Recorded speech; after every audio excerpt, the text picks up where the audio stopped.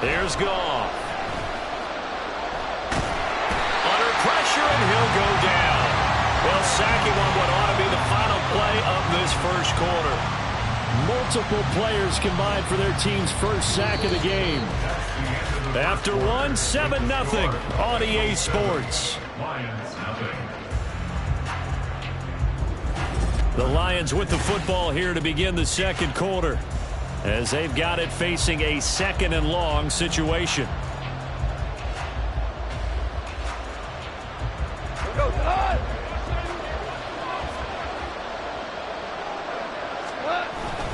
They'll try the middle with Montgomery. And he'll work this one out to about the 38. Give him 5 yards on the run there, but it'll leave him with a definite third and long on the horizon. Not a ton of room available on that one, but he made use of what space was available and gained decent yardage. How to approach this. Third down and 16 yards to go. And this is incomplete. Looked like he had a pretty good line on that one. That would have been a big play, but he could not pull it in. And that is not what you expect from a receiver of his caliber. Sometimes you get a little ahead of yourself, you don't look it in, and all of a sudden it's on the ground. A surprise to all. And looking up into the sun, he's able to make the fair catch inside the 20-yard line. A 41-yard punt there with no return. And the Bengals take over 1st and 10. There's a look at receiver Jamar Chase as the Bengals get set to go on offense. Last drive, the touchdown, 4 catches. Really good. He was. They were not good on the other side trying to stop him. What do they need to do? Well, this is where the entire staff has to get involved, because we always focus on the defensive coordinator.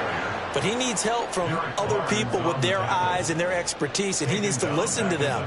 And sometimes you just can't afford to wait on a drive and say, okay, let's get to the sidelines and start over. You need to find a way in the middle of that drive to start taking away what's hurting you. Yeah, in-series adjustments, and how do you do that? Well, what you do is you listen to what everyone else is telling you, what they're seeing, the patterns that are developing, and maybe you just start running extra bodies to take away that particular play. Now, meanwhile, here's a second down throw that's knocked away and incomplete.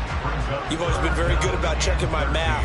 Am I correct? That's the first time that it's been incomplete when they've thrown it to him? Yes, he had caught every other ball coming his way. So they feel like they've got something really good going there, and they're going to continue to go there until the defense makes an adjustment and takes it away. Well, they finally made an adjustment there. We'll see if they can build on that start.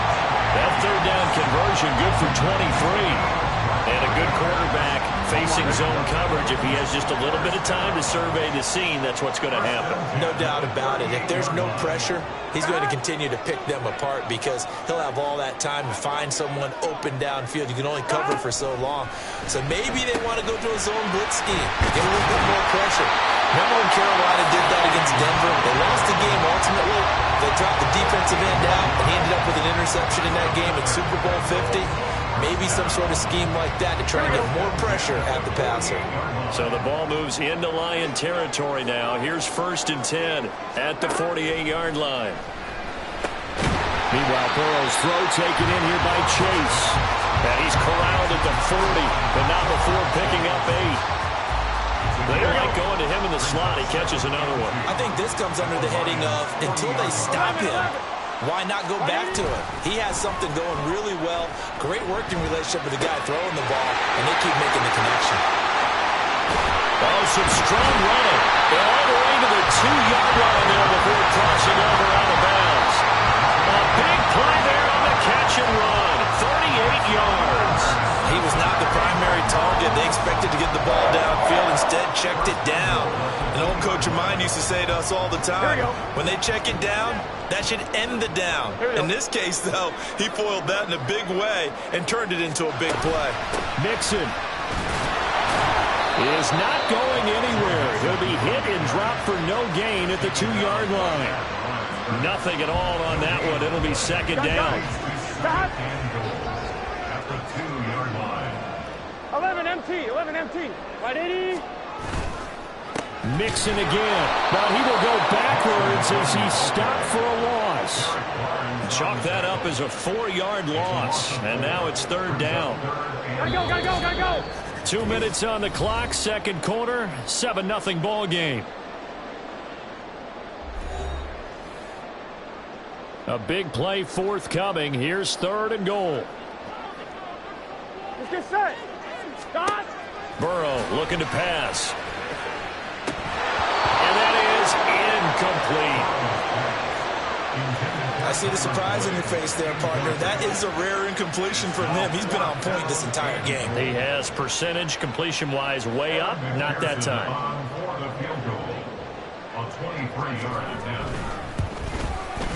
McPherson's kick is good.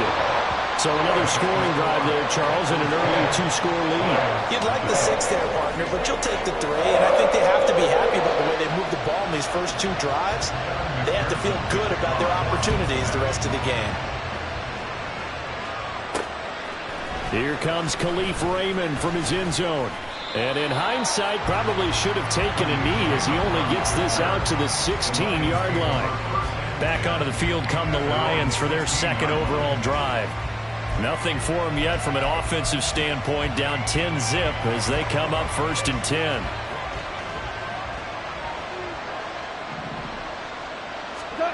To throw is gone. He gets this out wide to Gibbs. They'll get him to the ground at the 20 following a pickup of 4. Oh, it's time to give a little credit there to the defense. They played that very well because it was a drag route, and he ran a little shallower than normal as he worked straight across the field. He was hoping he'd get lost behind the defensive line, but once he made the catch, nowhere to turn upfield and gain any yardage. 1st down now, but that clock rolling. Off play action. Here's Goff. And an incomplete pass. That'll stop the clock here with just under a minute to play in half number 1. Anytime a ball's thrown in the middle of the field that's popped up in the air, I expect someone to catch. It doesn't matter whether it's offense or defense because there's usually a great amount of bodies in that part of the field. In this case, no one came up with it. Another throw on 2nd down, and this one incomplete as well. They've given some different looks here defensively in the early going. He's only hit 2 of his first 5 passes. With a big 3rd down coming up, he's hoping he's got a play dialed up that can take advantage of whatever the defense throws at him. Throwing on 3rd, gone. And now another one thrown incomplete. The passing game not in sync here early, and now it's 4th down. Here's Jack Fox now as he'll punt it away for the 2nd time.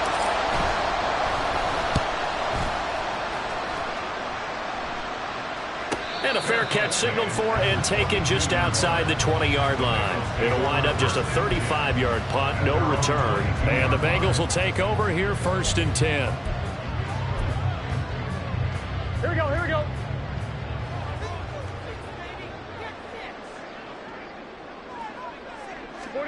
Now it's Burrow. This one hauled in by Sample. Now the Bengals going to use the first of their timeouts as they stop it here with just under 40 ticks to go in this first half. From the 34 now, here's 1st and 10. Here's Burrow. Boyd's the target, and he has it over the middle. They'll wind up getting 7 on the play, and that'll make it 2nd down. Now another timeout called for by the offense as they'll stop it with a little over 30 seconds to go in the first half of play. Here we go, here we go. Now 2nd and 3. Stop. From the shotgun, Joe Burrow working the middle here. That's complete to Sample, the tight end. 7 yards there and a 1st down. I got a kick out of that one, partner. You and I talk often about trying to hide receivers in certain situations, but a guy of his size can't really hide him. But the tight end drag route, definitely an effective way to sneak him across the formation for an easy completion and a 1st down. Here we go.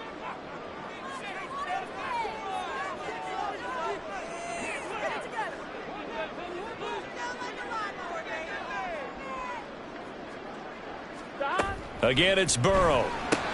Looking left side, and he's got a man. That's Boyd.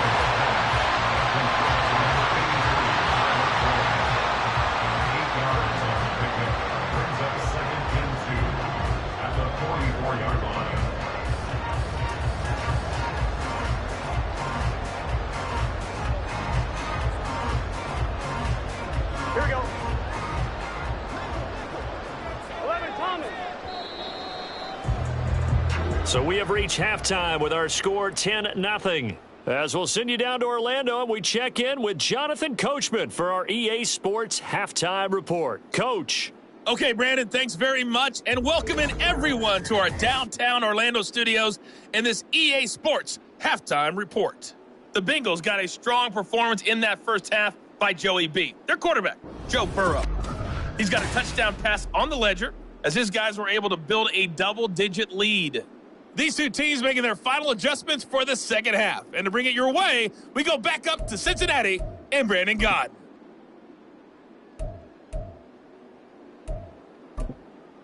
All right, Coach, thanks very much. Fine work as always as we welcome you back for quarter number 3.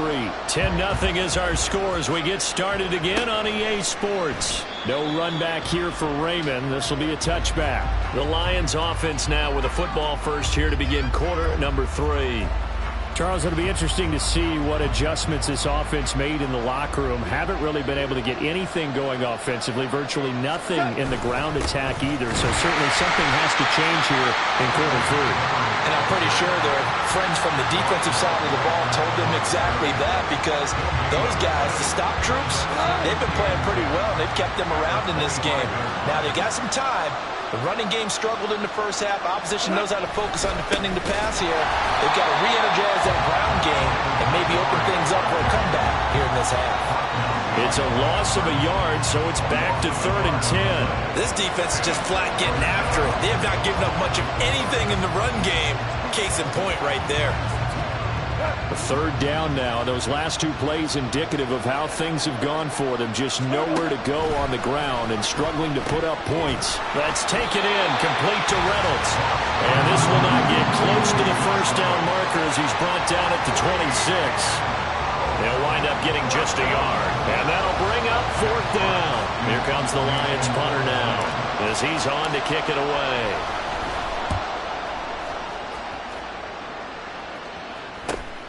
Here's Jones on the return.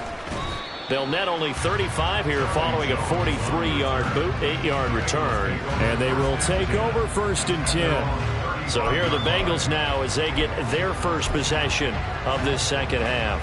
Ready? Burrow and the Bengals with a 1st and 10 at their 35-yard line. 11 empty, 11 mighty, 11 mighty. He'll hand it off here. This is Mixon. And he slips up past the 45 before being tackled. The drive starting with a first down, 11 yards on that pickup. We don't talk about it very often, but sometimes there's a dip in intensity when you start the second half, which can manifest itself in some sloppy tackling. And how about right there? He ran right through that weak tackle attempt. On 1st and 10, Joe Burrow. That's complete to the tight end Sample. And down he goes at the 45 after a pickup of 9. Brandon, perfect defense in this situation would have meant that there was an incompletion. They would have picked it off. Okay, so they gave up the completion. But I really enjoyed watching how the defense stayed in sync, stayed in great communication. And as he dragged across each zone, you see him pointing, communicating. There he is, and they passed him off to each defender. Ended up making a nice play, even though it was complete.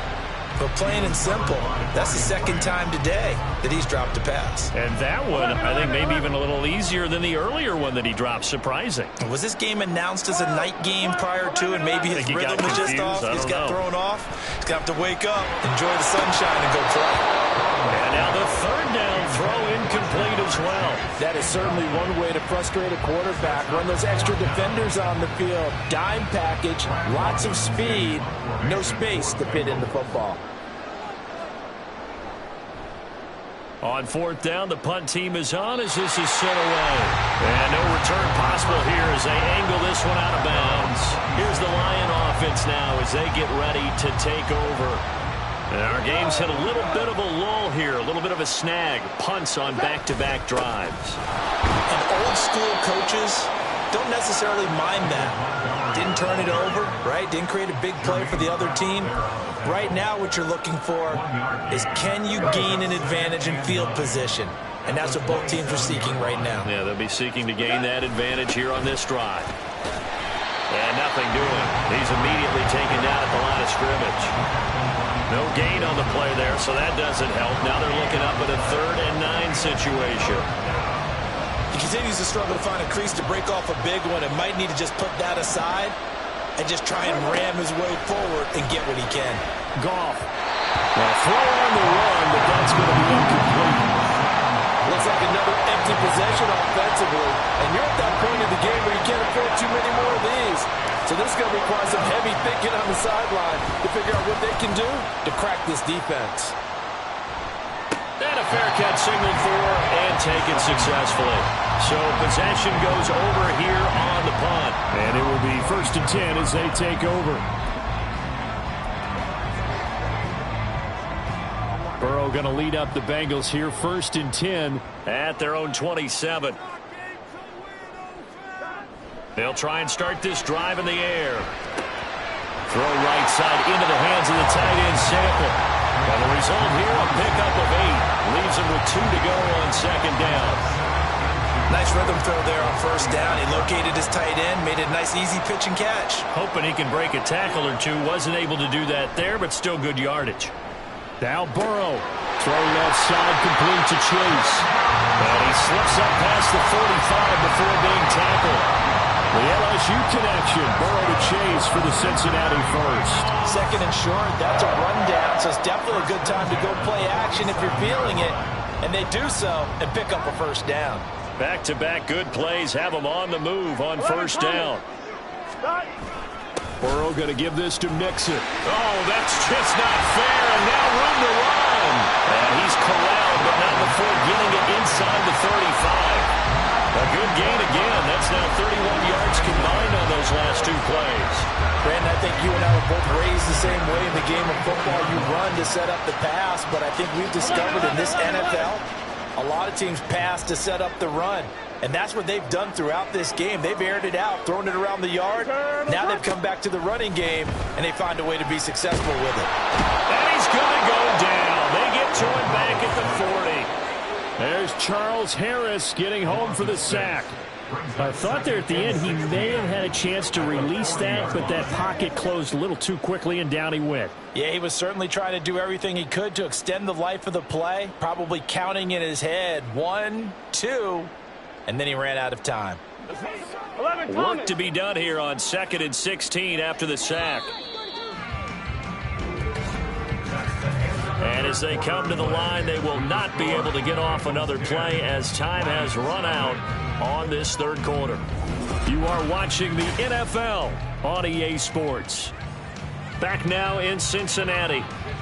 It's the Bengals in possession of the football and in possession of the lead as well as we start the 4th. Here's Burrow setting up to throw it. And his throw's going to be incomplete. Well, partner, guaranteed they approach this play with the idea of making up ground to make 3rd down manageable. Unfortunately, with that incompletion, Here we go. right back where they started on the last snap. Now they need a big 3rd down play in order to pick up the yardage needed. Now on 3rd and long, they'll look to throw. Looking deep here for Chase. And he's got it. Touchdown, Bengals. Jamar Chase. His 2nd touchdown of the afternoon. And the Bengals are an extra point away from making this a 3-score game. An important score there, CD, and now an important extra point because it would make it a 3-score game. Love the math there, and at this point in the 4th quarter, look, we all need next-gen stats, right? We all use them, but we don't need them here, do we? Because that means it's almost a certain victory.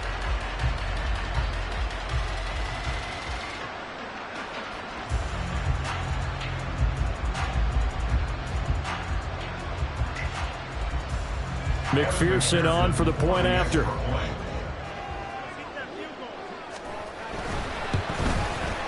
He's got it, and it's 17-0.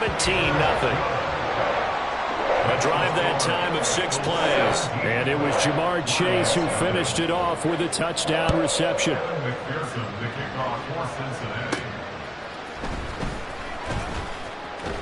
And not much happening on the return as he'll get this to about the 23. And now it looks like he's in some discomfort after being tackled at the end of that return. The Lions offense ready to kick off their next drive. On 1st down, it's gone. Now that'll be caught by St. Brown. And up to the 35 before they're able to knock him down. Nice way to start the drive, a gain of 12 and a first down. Well, I can put my defensive cap on right now, and I know they're saying don't give up any big plays now. They've controlled this game throughout, and all they want to do is see it through to the end. I think they let their guard down a little bit with that last completion. Sometimes when you're trying not to give up bigger plays, you don't react as fast as you should on other throws. It's a gain of 7. Brings up second. Gone. And 3. They'll leave it for Montgomery complete.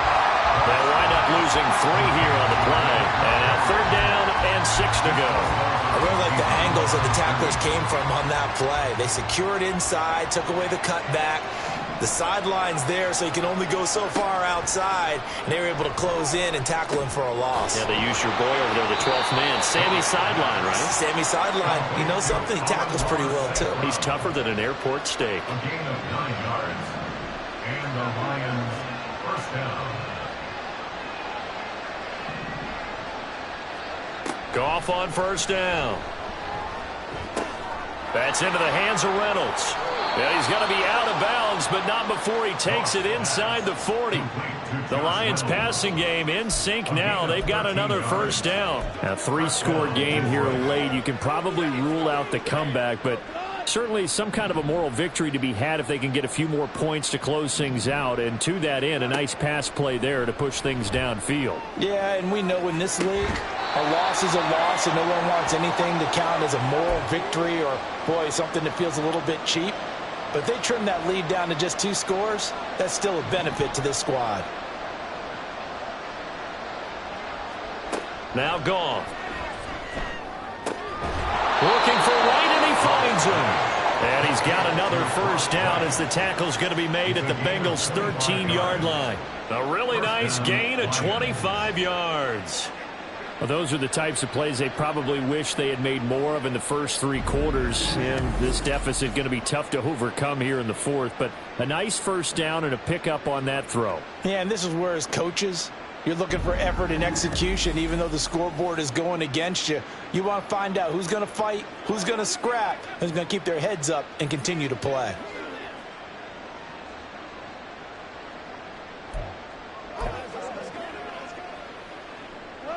From the 13 now, they work on 1st and 10. From the red zone now, Goff. Incomplete.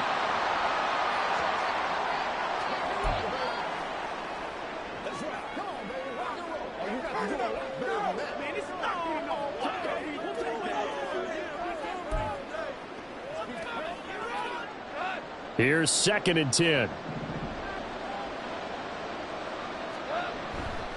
Running left, Montgomery.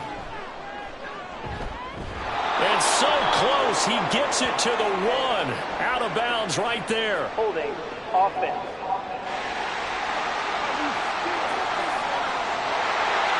So they cite the right guard this time with a holding penalty. And so many different assignments you can have at that position, and sometimes you might just be a step too late and have to grab and hold on. They'll come up now on a 2nd and long after the hold. Goff now looking to throw. Got St. Brown running the quick slant here. And they're going to hurry back to the line now. St. Brown. A 9-yard gain on the play. Again, Goff. And it's intercepted at the goal line. Picked up by Jordan Bell. And the Bengals are going to have it here as they'll start at their own 7. Well, field goals probably aren't going to cut it at this point. This was touchdown or bust, and unfortunately for them, it turned out to be bust. Yeah, they're feeling like they've got to force the issue here. Maybe take some chances they wouldn't have earlier in the game. But give credit to this defense. They've really stood tall throughout, and they come up with the interception in the end zone. Jamar Chase hoping to be at center stage yet again as the offense returns to the field. And I know that they've double-teamed him a couple times, but not a ton. Whatever they're doing isn't working. He's up over 100 yards. We'll see how they adjust.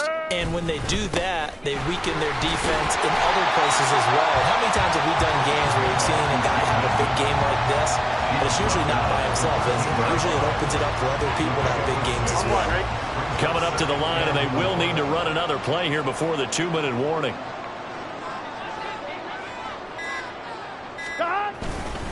Back to Mixon on second down. And they'll bring him down here up at about the 22-yard line. 45 yards rushing now on 8 carries for him so far. 2 minutes left to play in this football game here on EA Sports.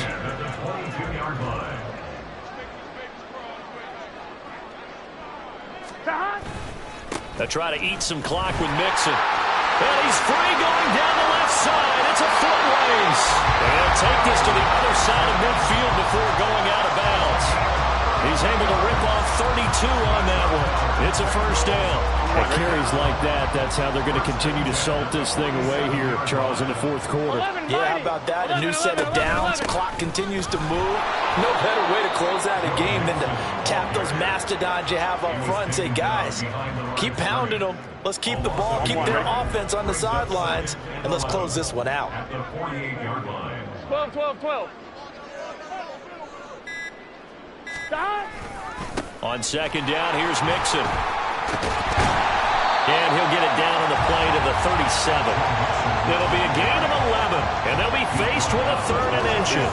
Well, partner, I know this type of running back. I mean, this size, this intensity usually gets better as the game goes on. I can just tell you from experience, the first few quarters, oh, you're eager. You come running up there, I'm going to tackle this guy. By the fourth quarter, you're coming up and thinking about it. And D-line wearing down fourth quarter. Yeah, that's not a guy they want to see consistently. He's going to get that to his running back out of the backfield. And he's going to have a Bengals first down, and he'll have it by plenty as they're able to keep the drive alive on 3rd and inches. Now, that's a big pickup right there. And so often we focus on how the quarterback's faking up play action. How about everyone being in on the deal and picking it up? Second, third levels, you could see them trying to recover. They bit. Worked out offensively. So this one in the win column now for the Cincinnati Bengals. And they did it in shutout fashion. Impressive. Would it be too bland of a statement to say they didn't have the greatest day offensively? I mean, did enough, though. Did enough. But, yeah, you're right. Most games, it wouldn't have been enough. So they've got to go into the locker room and applaud their defensive mates and say, guys, you really carried us today. We'll try and get you back next time. But as for today, you guys were nails out there. So that'll just about do it for Charles Davis. I'm Brandon Gaudin. You've been watching the NFL on EA Sports. For more, log on to easports.com. It's a win for the Bengals.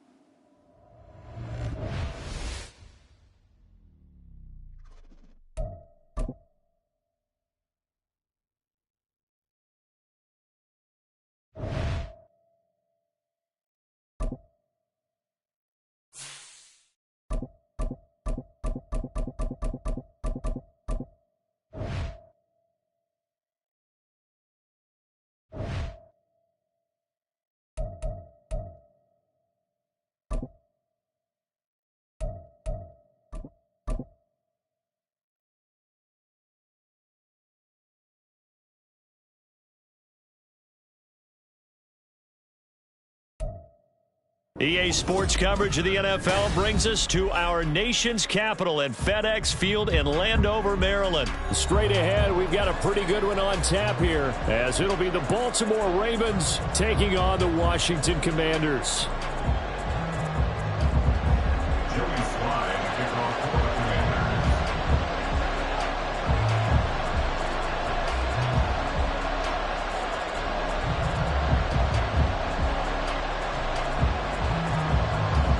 It's the Battle of the Beltway. Baltimore and Washington are underway. From his end zone, here comes Justice Hill. And he'll be out of bounds across the 25. The Ravens take over 1st and 10 at their own 28-yard line.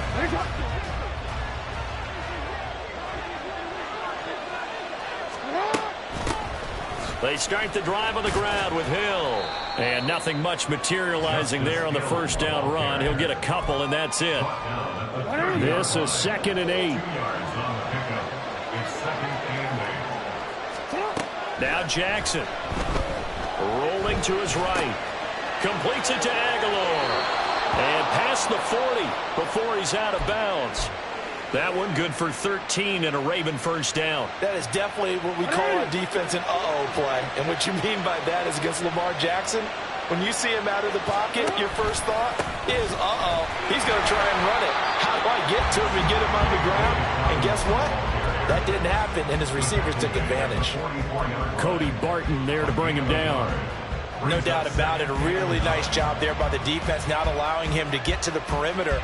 But that means your defensive ends, your outside linebackers, the guys that you pay big money to sack the quarterback, they also have to have interest in the running game as well. And they did a nice job there of holding the point of attack and not giving ground. On second down, here's Jackson. Over the middle, and there's a diving catch. 16 yards on that one, and a Raven first. I'd have to say that whenever you see a good post route run, they do not like to let it end without the catch. Hence, that great diving play. Yeah, lay it up there, let him go get it, and he got it. And forget about finding a lane. He barely had time to look up before he was planted in the backfield. So their task a little bit more difficult now. 2nd and 13 that they're walking up on. Here's Jackson. He's got his man downfield. That's Bateman. And all the way in for a Ravens touchdown.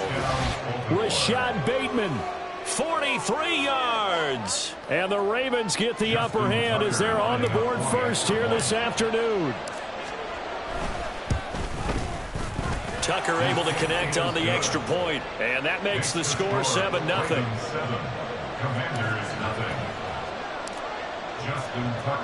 Tucker now to kick it away following the touchdown.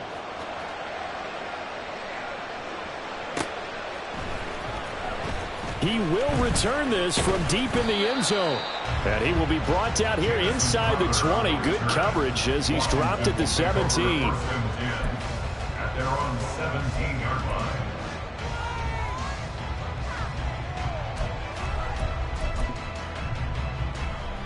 Howell and the Commanders come up now 1st and 10. At their own 17-yard line.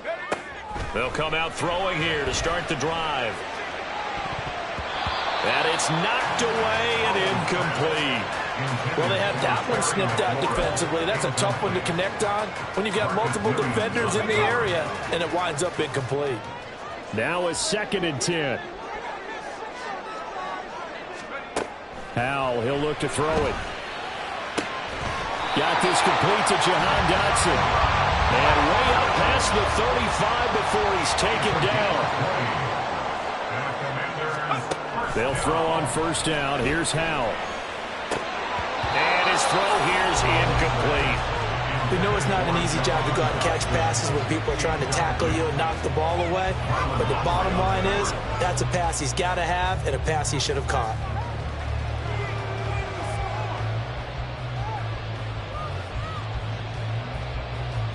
2nd and 10.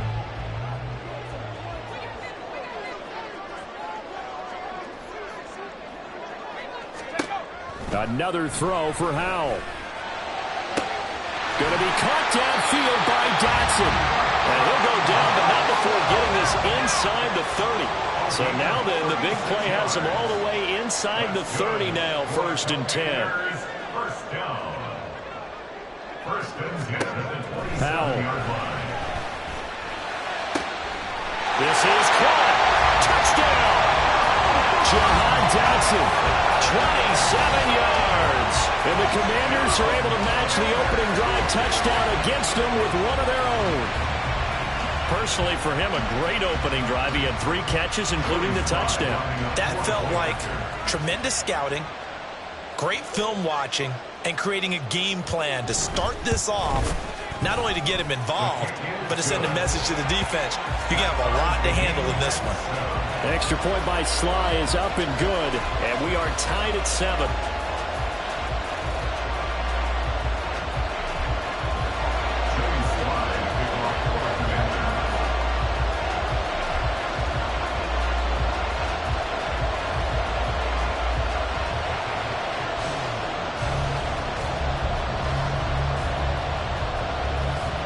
Each team's had it. Each team has scored. 7-7 here as the kick's away. Hill is going to take it out of the end zone.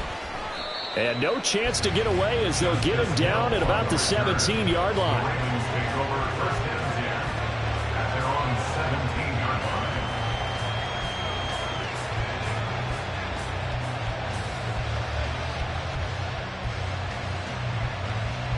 The Baltimore offense at the line, set to get going. This drive here beginning probably with a pair of motivated groups. Remember, the offense scored a touchdown. And their last time out, looking to repeat that in Charles' defense. They were very frustrated after giving up 6 the last time on the field. And frankly, it's just a battle of wills in a lot of ways because you know they're both motivated. They both game plan for this drive, and they both have specific outcomes in mind. To me, it just comes down to who can execute better and which side can step up and assert its will over the other. And he'll get about 3 up past the 25. Well, they didn't get a whole lot out of that one, but I think you got to continue to try and run it and try to keep the defense honest. You mean also just sit back, dare you to throw it on every down? Yeah, you get your quarterback hit a lot that way, too. Flag comes in. This might be a free play. Work in the middle of the field, and he's got a man complete. And he'll be taken down, but he does have first down yardage. Well, we looked at each other right when he flinched. We knew that that flag was coming. Yeah, offsides, easy call, mark off the 5, and keep it moving. After the penalty, a fresh set of downs. It's 1st and 10.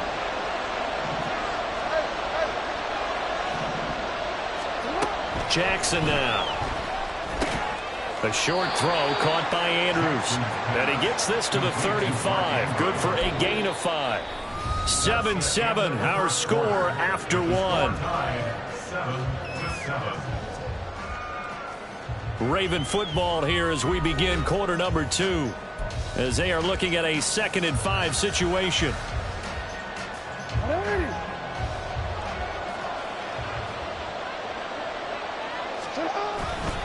Jackson on the give to Dobbins. And to the 42-yard line here and brought down there. 7 yards there and a first down. A gain of 7. First down, Baltimore. Play action. It's Jackson. That's complete. It's Zay Flowers with it. There he goes left side. And all the way in for a Ravens touchdown. Zay Flowers, 58 yards. And the Ravens have taken the lead. Well, if the plan is to come in here and go toe-to-toe with these guys, it certainly does not hurt if you hit them with a big shot along the way, too. That's got to give them some confidence. And the other thing right now, it quiets this crowd, at least for the time being. Yeah, that is what is called the intended consequence of their actions. Tucker now to kick it away following the touchdown. And this will not be returnable. It's out of the back of the end zone for a touchback.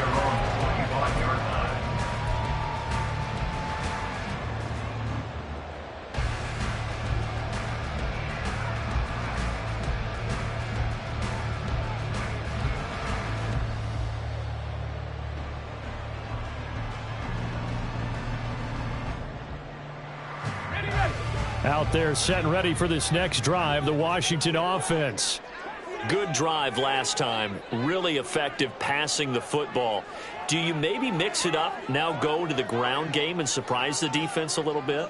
I would anticipate the defense making some changes, but I wouldn't necessarily just absolutely go in the opposite direction. They're doing so well throwing the ball. I wouldn't change it up until they showed me a reason to do so. That's good for 28 yards. Well, that certainly has to feel good. It's not all the time that the play caller should get all the credit. Sometimes I think in the huddle, the quarterback just says, hey, who's going to make a play for me? I just need something right here. And the end result there, nice first down. Drive keeps moving. So in Raven territory now, here's a 1st and 10 at the 47.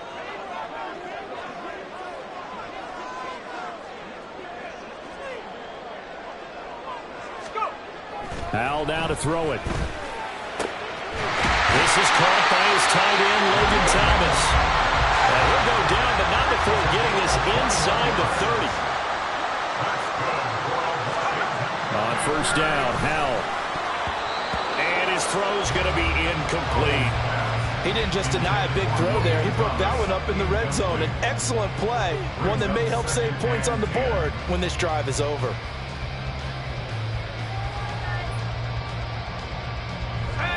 Once again, they'll come up on the 26-yard line, 2nd and 10.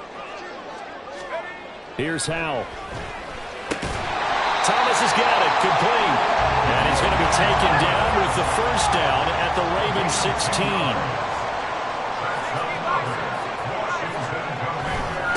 Now a first carry here for Robinson. And he is going to be stopped cold behind the line of scrimmage. The Georgia man, Roquan Smith, came in and got him. Sometimes you just sit back and marvel at what he can do defensively. Speed, strength, quickness. He's the whole package. And that package just wrapped up the runner for a loss.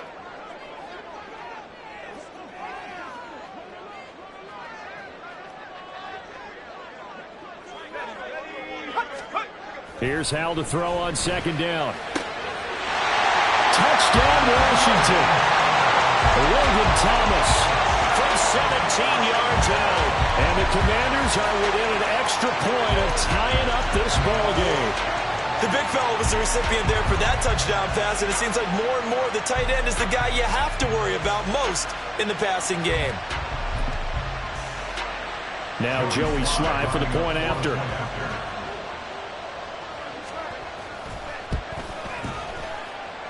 And we've got a good one brewing. We're all knotted up at 14.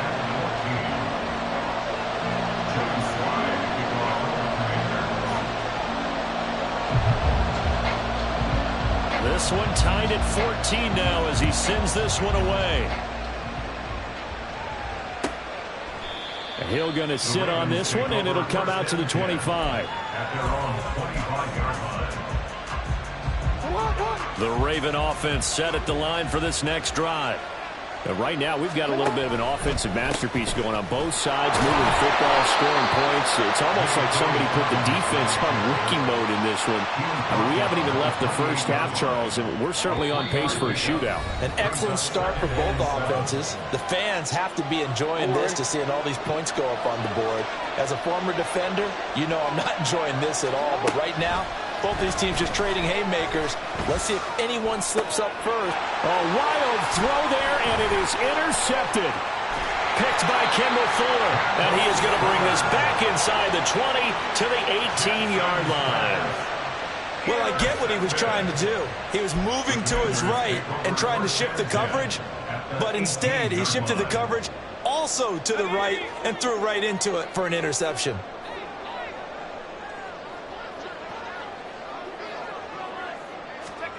Howell throwing on first down here. He's going to be sacked back at the 23-yard line. Multiple players combined for their team's first sack of the game. But that's what they have to do more of defensively, not just getting sacks, but they have to keep getting in his face, not let him get his feet set and deliver. He's been carving them up previously. Yeah, already has a couple of touchdown passes. About time they put a few grass stains on that jersey. Thomas brings it in. And able to get him down, but he does reach the 5. First down now, but that clock rolling.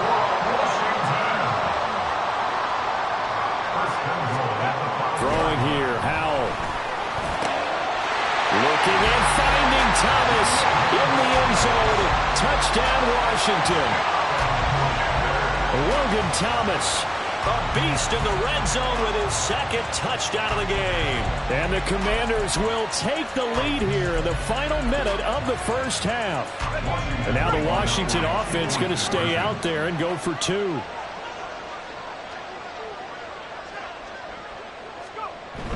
They'll give it to the fullback up the middle. And he is going to be stopped short of the goal line. Oh, they'll mark him inside the 1. He just couldn't keep churning those extra few inches.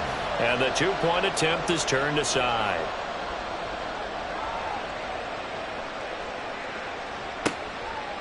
And Hill will opt for the touchback. The Baltimore offense at the line set to get going. And with a little under a minute remaining, we'll see if they want to try to put a drive together, possibly even take the lead here with a touchdown. Oh, and his early struggles continue. Here's another one intercepted. Picked by Kendall Fuller. And he's able to take this one back to the 36-yard line. An unfortunate sequence there, trying to get points before intermission, but now the interception, and their opponents have a chance to possibly pad their lead. Yeah, they had an opportunity there, and they weren't able to capitalize on it, and that's something that could come back and haunt them later. They're begging their defense now to keep them from scoring before the half ends. And they will get the first down here as they move into field goal range as well, inside the 25. First down, Howell to throw.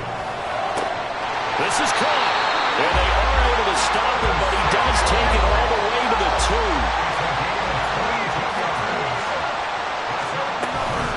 2. Gibson is into the end zone. Touchdown, Washington. And that's a lead that excites a team as they head into the half. Good way to finish things off. Yeah, able to extend that lead, and you always say it, that can totally change the complexion of half number 2. Yeah, it changes your morale, changes your outlook, but even before that, let's see if they decide to kind of squib kick or what they're going to do on the kickoff, because you don't want to give up a big play right before the half ends. Good point. And now the Washington offense going to stay out there and go for 2. The quarterback will keep it himself, but he is not going to make it into the end zone. They stop him short, so they'll add only 6 as we come up on halftime. So with 3 seconds remaining in the half, they will line up to kick this one away. And not wanting to risk anything here late in the half, he'll just take a knee, and they'll bring the football out to the 25.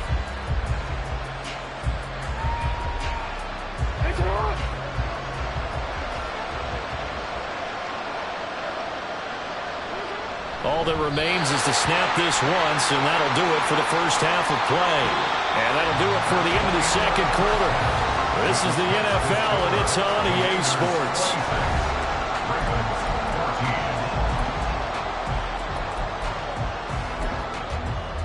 Welcome back. Halftime over. We are ready for quarter number 3. Alongside Charles Davis, I'm Brandon Gordon.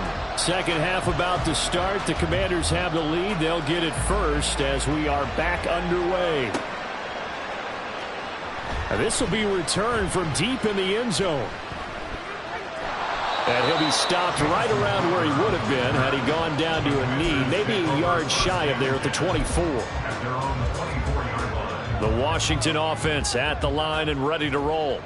As this offense takes the field to begin the opening drive of the second half, Charles, remember that first half, good through the air and really all around an outstanding offensive performance. Absolutely. They reached the end zone several times. The passing game working awfully well. And most importantly, partner, when they went to the tunnel with a lead, they come back out with that lead. Absolutely. NFL coaches, we know they're perfectionists in a lot of ways, but they had to like what they saw in that first half. Touchdown, Washington! Curtis Samuel, 45 yards. And the Commanders come right out of the locker room and score here in the opening minute of the third quarter. Boy, he has been fun to watch throwing the football in this one. It's certainly not fun for that defense, though, Charles. Now up to 4 touchdown passes in this ball game. Yeah, we're supposed to be neutral, but I'm feeling their pain right now because he has absolutely carved up this secondary. A clinic on how to attack a defense and take them out of the game. And this is going to be caught. It's good. And that extends their lead by 2 more. So they go with a pass, and it works there on the 2-point try. Charles, just in general, what are your thoughts passing versus running on 2-point conversion? Situational? It is situational, and you have to know your team. What is your strength? Because so many people think you have to throw the ball in a 2-point conversion, but the stats will tell you that running it is about as proficient. So know your team and go to your strength. Hill going to think better of bringing this one out, and the drive will start at the 25. The Raven offense set at the line for this next drive. Throwing on first down, it's Jackson. Looking deep here for Flowers. It's caught inside the 25. And in for the Ravens touchdown. Zay Flowers. 2 catches, 2 touchdowns here so far. And the Ravens are able to cut into that deficit. And we didn't even get a chance to settle in for that drive. A quick strike of 75 yards, and they find the end zone. Don't you get the sense that film study was behind this one, that they saw something that they thought they could take advantage of? The key is calling it in the right situation, knowing when it exists to go to it.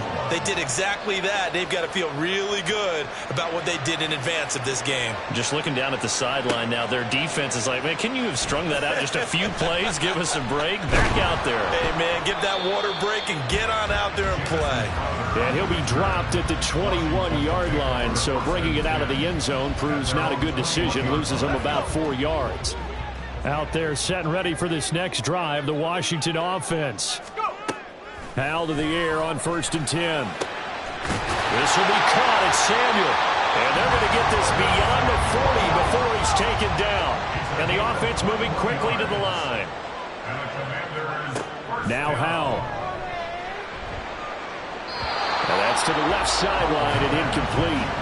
Not his best throw there, but where we sit right now in the third quarter, he's had a pretty good game throwing the football. He certainly has, and it's not exactly at the point where we're doing 4-minute offense yet, but they've got to think about, I'm not going to say milking the clock, but understand. And looking for McLaurin, but this is intercepted.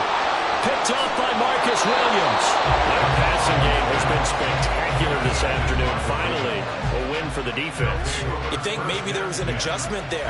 Finally gained a measure of, I don't even know if you call it revenge, but got a play done against him. Well, the Commanders are going to get there as he's taken down. It'll be a loss of 10, and it'll bring up second.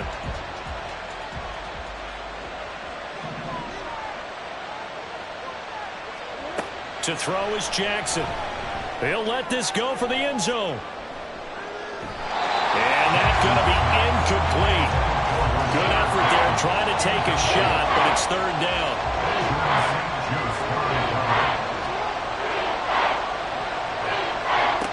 Now it's Jackson. A short throw caught by Andrews. And he's out of bounds as he gets this down to the 45. So the completion results there in 9 yards. And that's going to make it 4th down. The coach is always harp on the quarterback reading the defense and getting it to the open man. That's good recognition there. And how about what he did after the catch? Yeah, hit your tight end and let him get some rack. Yeah, when he gets moving, not many guys want to come over and put a hit on him, do they? Well, on 4th down here, that pass knocked away and incomplete. The Ravens go for it, but come up empty. And the Commanders come through with a 4th down stand. The Washington offense at the line and ready to roll. And we'll see if they can. Oh, the turnover fest continues. Here's another interception. Picked off by Marcus Williams. And the Ravens are in great shape here as they take over at their 46-yard line. So a potential momentum shifter there, working with a 2-score lead, 3rd quarter, but that, not the smartest of throws. I would agree with you on that one because this game is still very much in the balance. It felt pretty one-sided to this point, but now if these guys can turn this turnover into points, things could start getting a little more interesting. Now here's a pass on 1st down that's knocked away and incomplete. In the 3rd quarter here in D.C., a 2nd and 10 upcoming. Jackson now off the bootleg, rolling to his left. And a big loss here as he's taken down. The defense rising to the challenge and setting him back on the sand. Okay, I'm not sure you could actually draw a better pass rush than that one right there. Nowhere to go outside. He had to keep backing up and backing up and backing up. Eventually dropped for a huge loss. Now after that sack, it's 3rd and long for Jackson and the Ravens. They'll look to throw. Eluding the pressure right. Oh, and for the 3rd time, Jackson going to be intercepted. Well, he exited the pocket trying to improvise. That was a tough throw, and unfortunately, it wound up in the wrong pair of hands. And Brandon, when you're on the run, sometimes your downfield vision can get skewed just a bit. Now, the beauty of extending a play is sometimes your receivers find their way open, but oftentimes you end up closing down part of the field and bringing those defenders to the ball. And that one was picked off.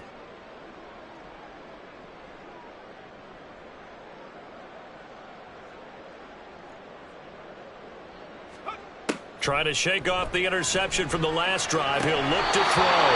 His throw incomplete. So now they'll come up on 2nd and 10, once again from the 28. And Howe will throw it. To the right side and complete to Thomas. And finally down he goes as they work it inside the 10 to the 7. Back to throw. Howell. Touchdown!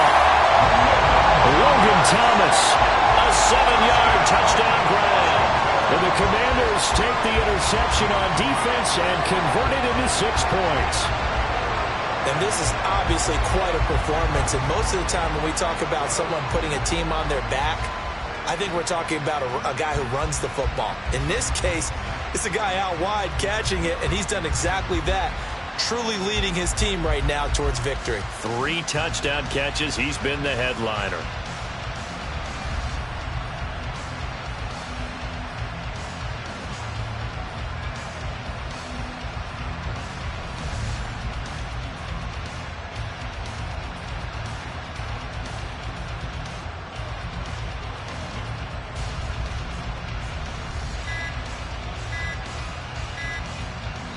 Now a whistle, and I think a penalty here for a delay. No, they're going to say timeout. They did get the timeout in time. It's just their first, so 2 remaining as they burn 1 here in this 3rd quarter. And now the Washington offense going to stay out there and go for 2.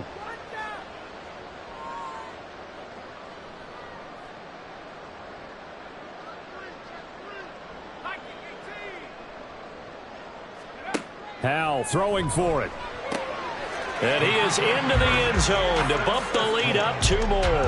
And, of course, on the 2-point try, had the option to run or pass. They pass it there, and it works. Felt pretty straightforward, didn't it? An open receiver, ball's put on him, 2 points for them.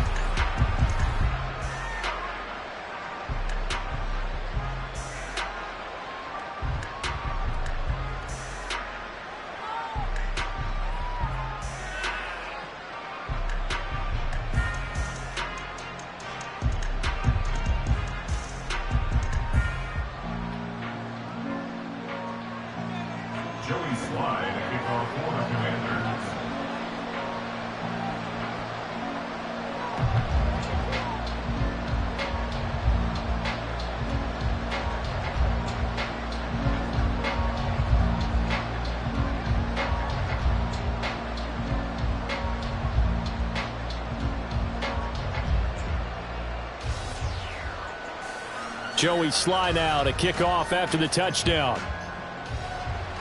And they're going to mark that where it went out of bounds, so really good starting field position up past the 40-yard line.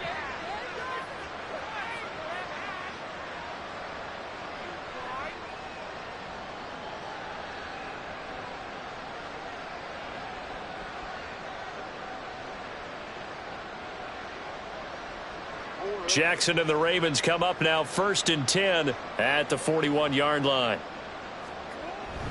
Up the middle, here's Edwards. And he is met in his tracks behind the line of scrimmage. He'll lose a yard there, and it's 2nd and 11. You got to figure the further they fall behind, the more you think that they'll get away from the run. They're trying to stick with it, but the results, they just aren't there.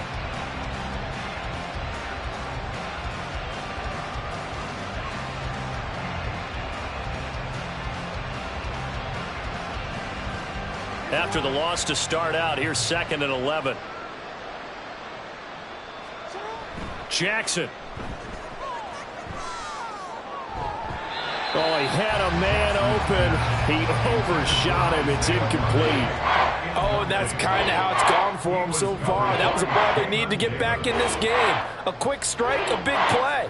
But he led his guy too far, and it winds up over his head. This offense in desperate need of a conversion as they come up on 3rd down. They'll bring one of the tight ends in motion left. Off the play fake, here's Jackson. Pass taken in by his big tight end. And he takes this one down almost all the way to the 30. A pickup of 27. And they pick up the 1st down in the process. We often hear the phrase sure-handed tight ends, and he certainly fits into that category. Plus, he's got a quarterback who knows to look his way when they need a big pickup. And on this play, he finds him for the first down. Edwards now on 1st and 10. And he is going to be stopped cold behind the line of scrimmage. How about Jonathan Allen there pushing upfield to make the stop behind the line? I see a shake of the head as he gets up, and you've got to imagine he's thinking, guys, you got to help me out. He's hoping his team can read his thoughts because he definitely needs some assistance.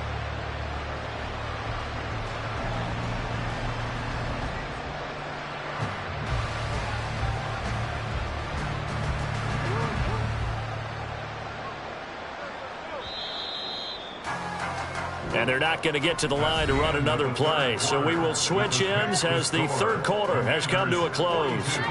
This is the National Football League on EA Sports.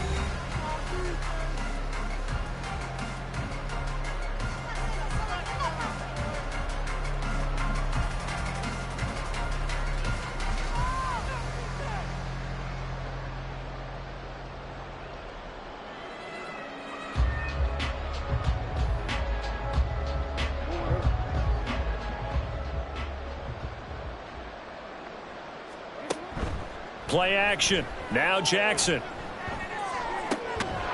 this is going to be pulled in by the tight end Andrews.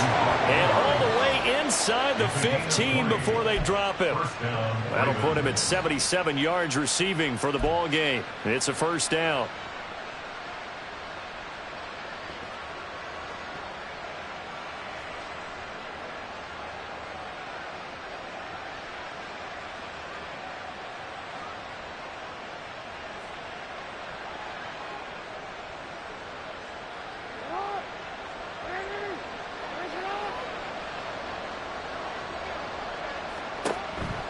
Off the option, here's Edwards. He's going to get 4 out of this as he's down to the 10-yard line. Not too many offenses want to turn down long drives, but when you're down what they are, they've got to pay it off with some points.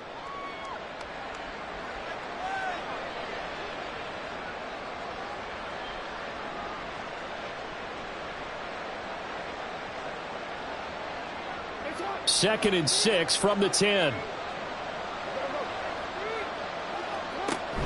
Play action. It's Jackson. He'll buy some time right. And he can't find anywhere to go with it, and it goes down.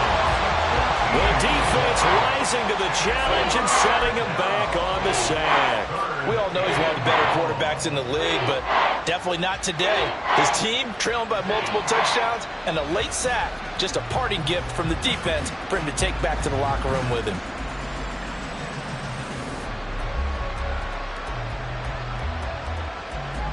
Now after that sack, it's 3rd and long for Jackson and the Ravens.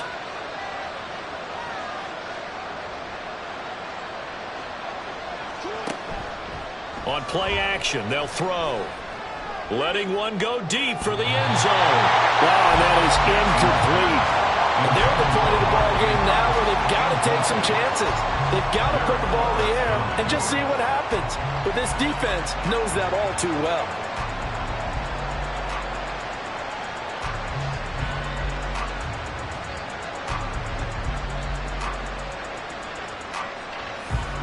And they're indeed going to go for it here on 4th down. So trailing here in the last quarter, let's see how this plays out. And his pass is intercepted for the 4th time today. Picked by Kendall Fuller. And the Commanders are going to get the ball back on the turnover as they hold on 4th down. And that gives him now 3 interceptions in the game. Well, someone's locked into what they're trying to get done in the passing game. When was the last time we had someone get 3 in a contest? 2011, wasn't it? Kurt Coleman? Oh, yeah, that's then right. With the Eagles? That's right. Then with the Eagles, and I believe it was against Washington and Rex Grossman. That's correct.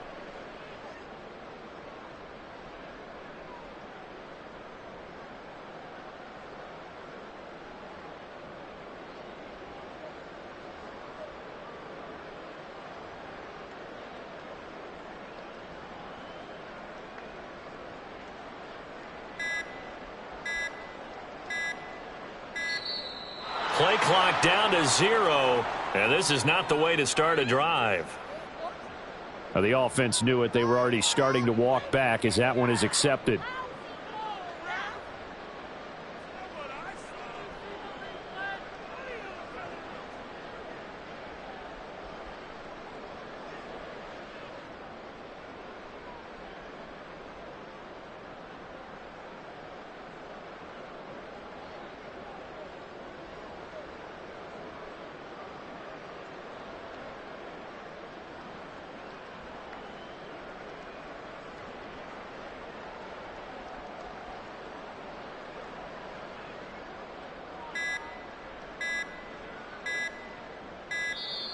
Now problems right out of the gate. We're going to get a delay.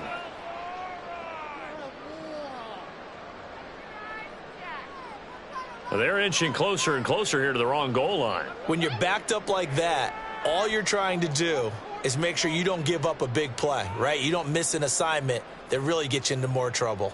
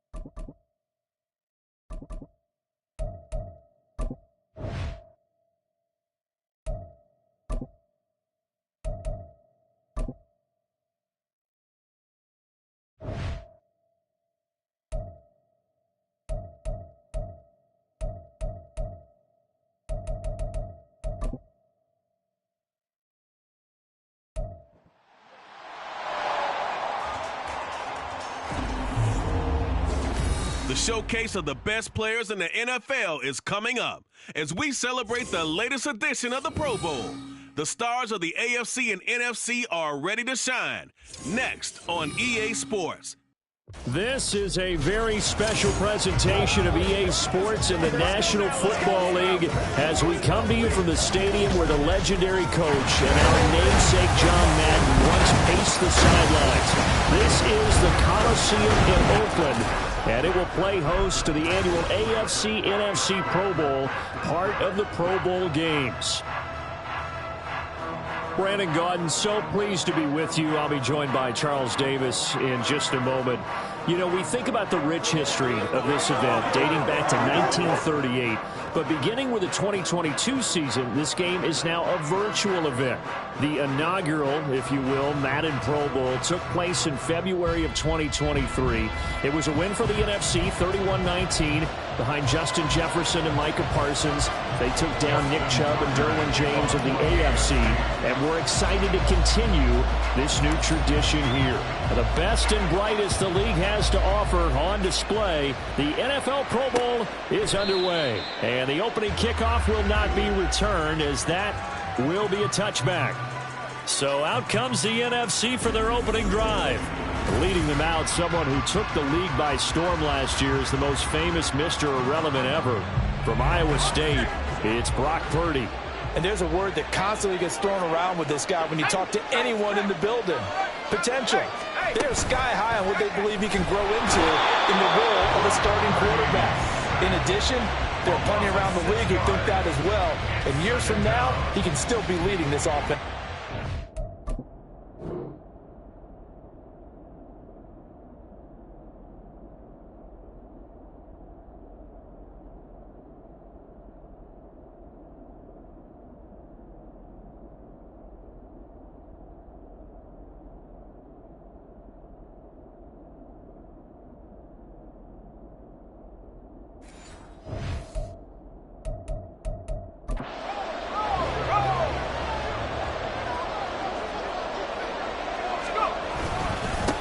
First carry for Christian McCaffrey. And he'll be taken down at the 20 after a gain of just 1. Now the AFC going to call a timeout. They'll have 2 remaining as we step.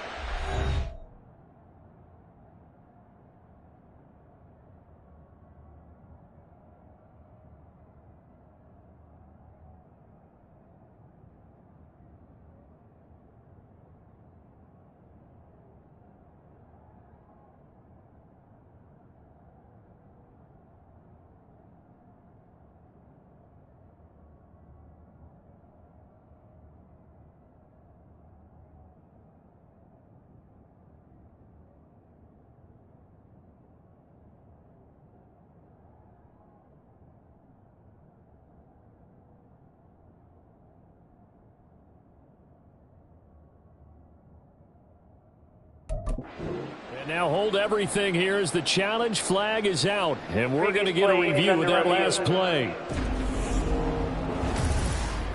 The thing that they'll be looking at is a spot of the football, and this is always such a tough one for officials to get exactly right. Not just because of how fast the game's going, but just trying to get the right sight line to the football.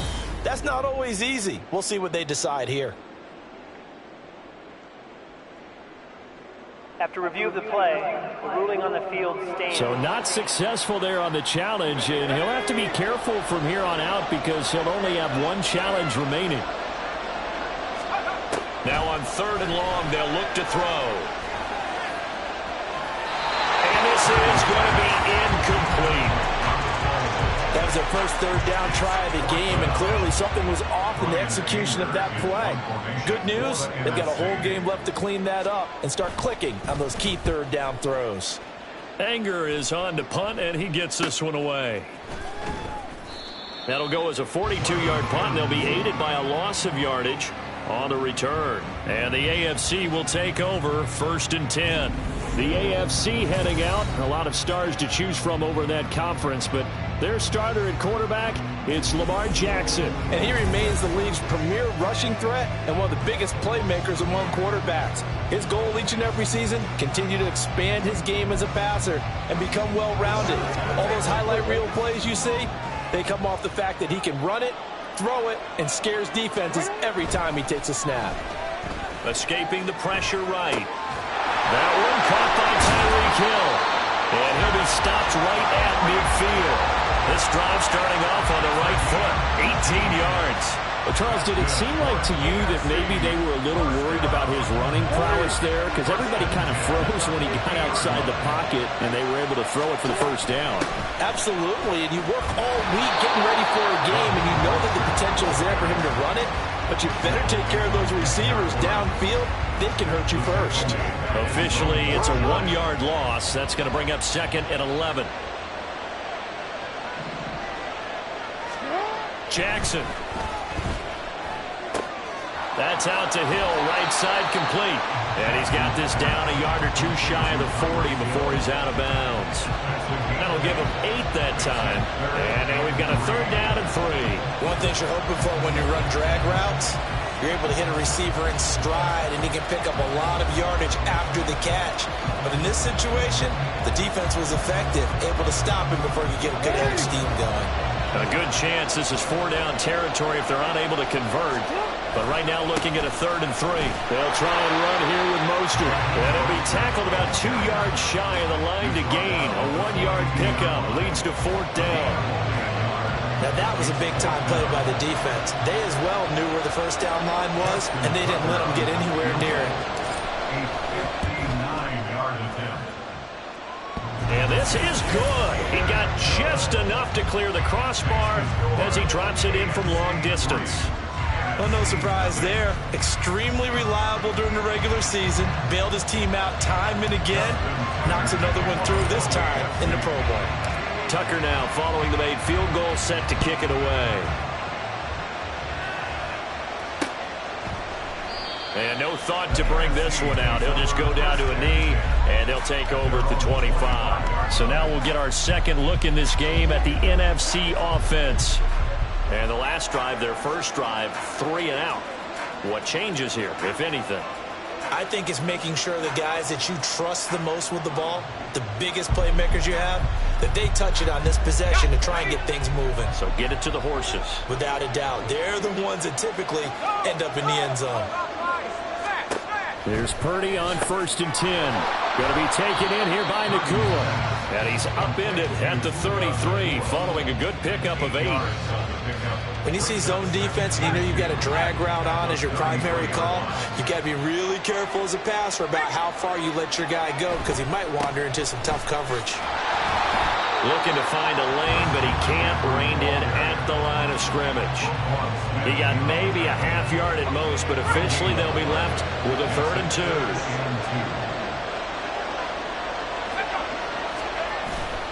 2. They go play action here. Purdy.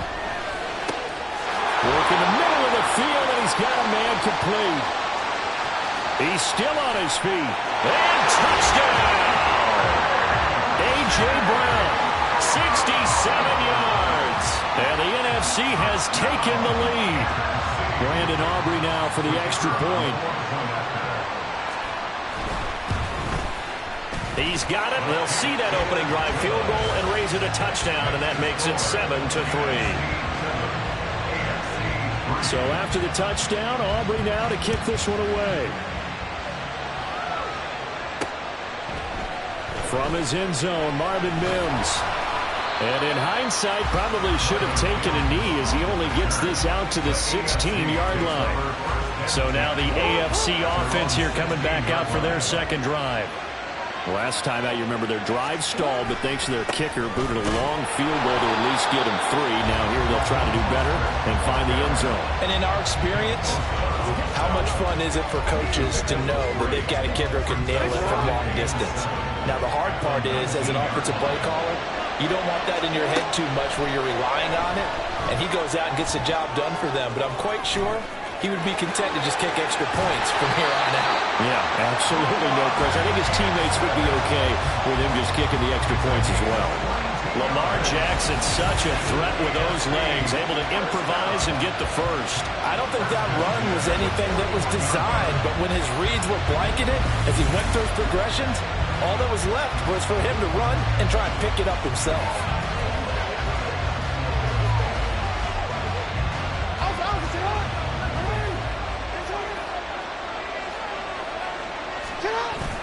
They go play action with Jackson.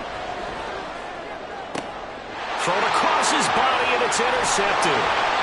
Picked off by Hassan Reddick. And the return comes to a halt right at the 44-yard line. Partner, I think this will win a ride very simply because he overestimated his arm strength and his ability to fit it anywhere he wants to. A lot of quarterbacks do that and often pay the price. Here's the NFC offense set to take over again. But what do you think? You get the ball off the turnover near the middle of the field. You take a shot here on the first play? You know I'm big on that. I love when I have great field position after a turnover. I feel like I might have them a little bit off balance. I prefer to take a shot, but a lot of coaches will tell you you only do it if you trust the guy who's got the football in his hands. Meaning, if it's not there, he won't force it downfield and maybe turn it into an interception. He'll go to the check down, go to a second option, and go ahead and take the play that's in front of him.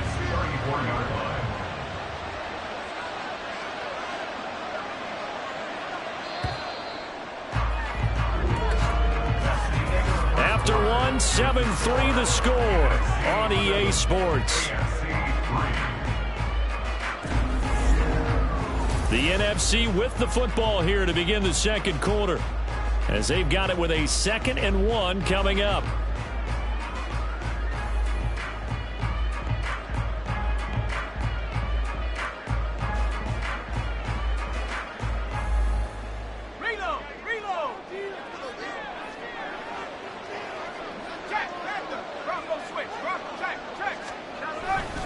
Now a give, right side McCaffrey.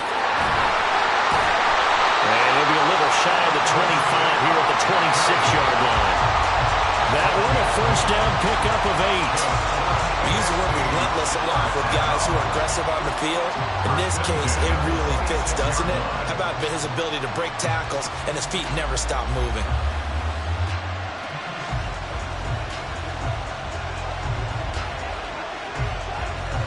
Back-to-back good plays have them on the move on first down. Again, they run. Again, it's McCaffrey.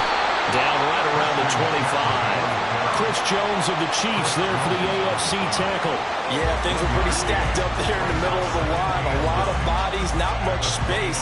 I think ultimately he was fortunate to get anything out of that run.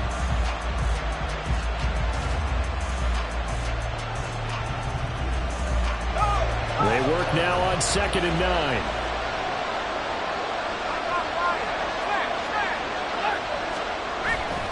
Play action, and now here's Purdy to throw it. He's going to drop this down to McCaffrey. And down he goes, taking it inside the 10, just shy of the 5 at the 6. A good pickup there of 20 yards. And remember, this drive started off following the turnover, and they've taken no time working their way down the short field. A nice connection there, and now they're looking at a 1st and goal.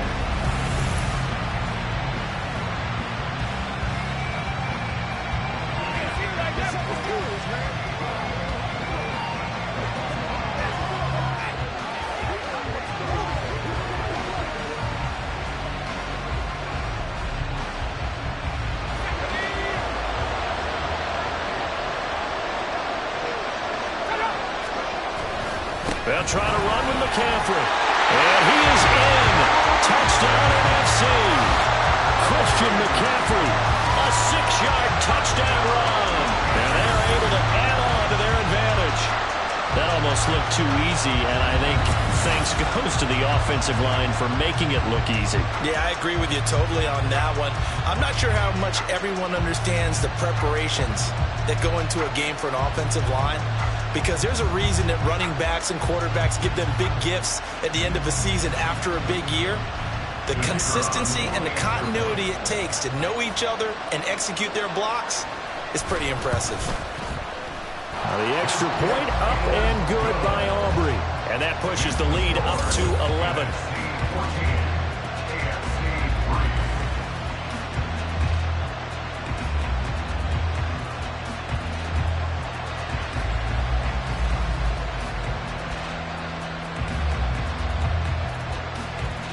So after the touchdown, Aubrey now to kick this one away.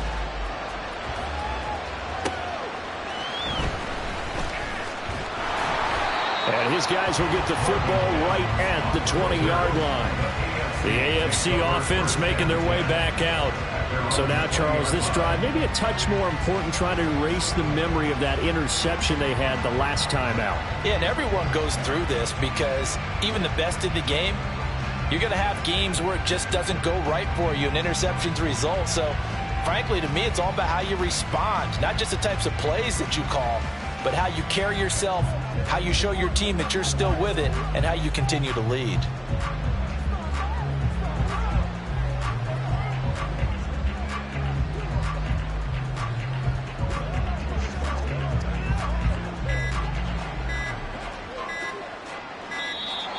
Now problems right out of the gate. We're going to get a delay. Delay of game, option. That flag accepted, and it backs the offense up a little bit. Still 1st down.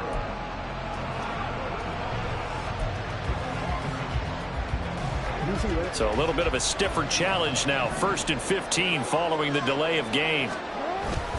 A run with Mostert up the middle. Bobby Wagner of Seattle, he'll get credited for the tackle. Vision is so important for the man in the middle because his ability to look through all the clutter that's happening in front of him, diagnose a play.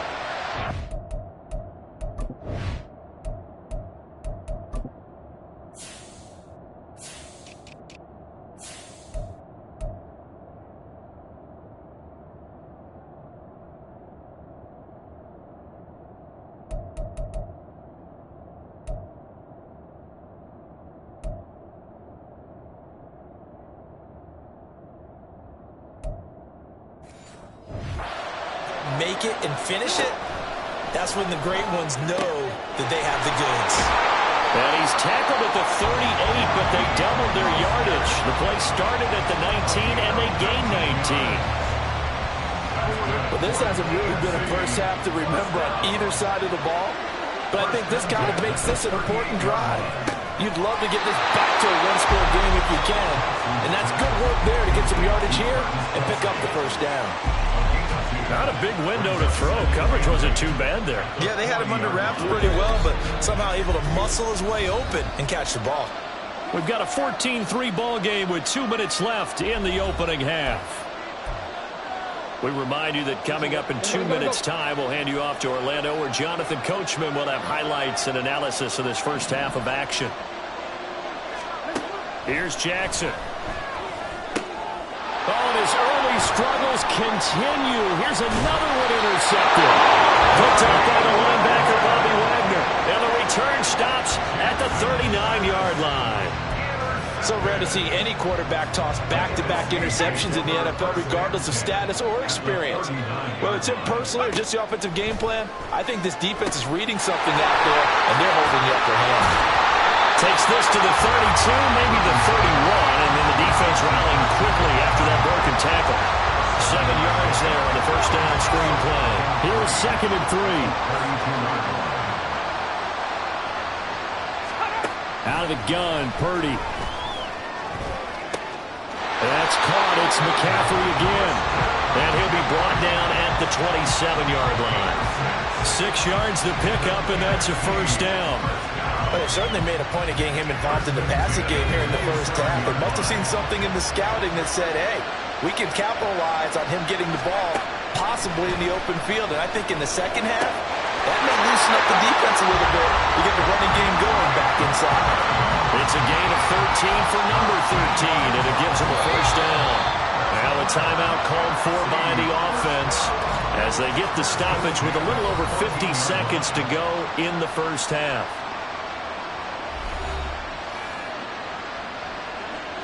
Here's a 1st and 10 at the 14-yard line.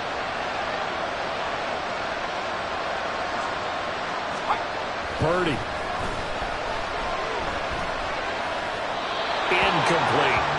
And I can see the officials kind of looking at each other down there, silently wondering, does this meet the level of grounding?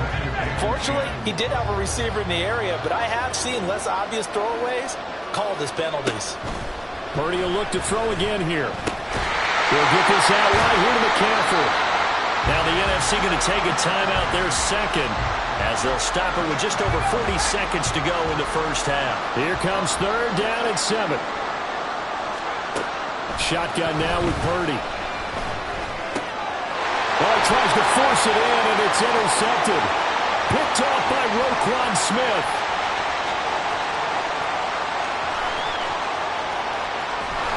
And they will finally get him, but not until he's all the way down inside the 15-yard line. And that felt like a little extra pressure on that 3rd down attempt, and their mistake cost them points because they're inside the red zone. So you know you've got at least a field goal waiting for you. And in this case, he'll be hit and taken down at the 21. Micah Parsons showing off that elite athleticism as he gets the sack. So we have come upon halftime of this Pro Bowl with the NFC on top of the AFC. As we'll send you back over to Orlando with our EA Sports Halftime Report, here's Jonathan Coachman. Okay, Brandon, back to you guys in just a moment, but welcome everyone to our Creative Village studios in the EA Sports Halftime Report.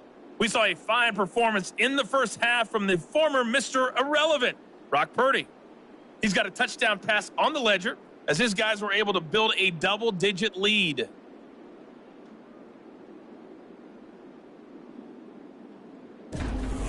There's probably not too much for these coaches to do in terms of X's and O's, but hey, both these teams are in it to win it.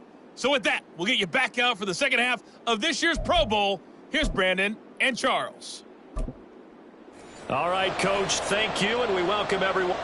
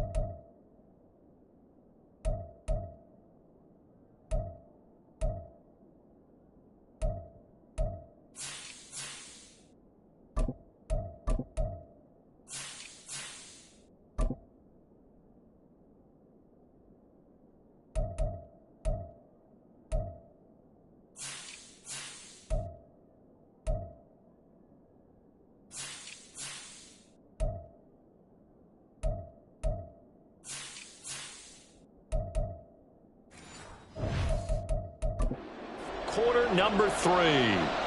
Ready for the second half. 14-3 our score as we are back underway on EA Sports. And no fireworks to start the half. This will be a touchback. The AFC offense now set to start this third quarter. And right out of the gate, they face what you'd think could be a pretty important drive. I would say so. You know, they're down 2 scores. That's not the end of the world. It wasn't the strongest of first. Trying to force it to Allen, and it's intercepted. Picked up by Charvarius Ward. And he's going to bring this one back for an NFC touchdown. I have to believe that in a Pro Bowl situation, you know, we talk about these defensive backs during the season, that they're educated gamblers. They take the education out of it. They just go for the football here. Hey, try and make a big play, and if you get one, you really look terrific in this game.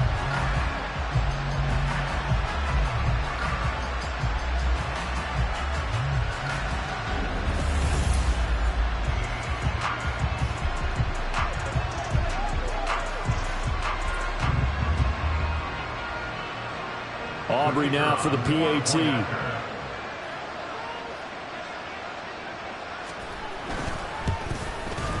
And it's 21-3. So the defense creating some points, not only getting the interception, but then returning it to the end zone for the pick 6. And here comes a return from a few steps into the end zone.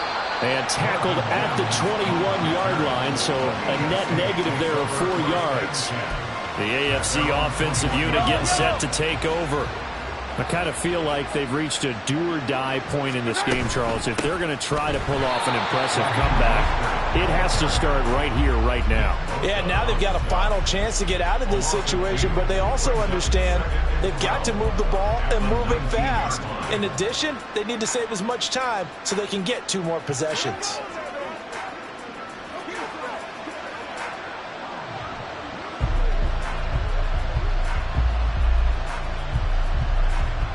So the opening play of the drive goes backwards. Now they'll come up on 2nd and 12. Looking to throw is Mahomes. And this one is going to be off the mark, too far out in front.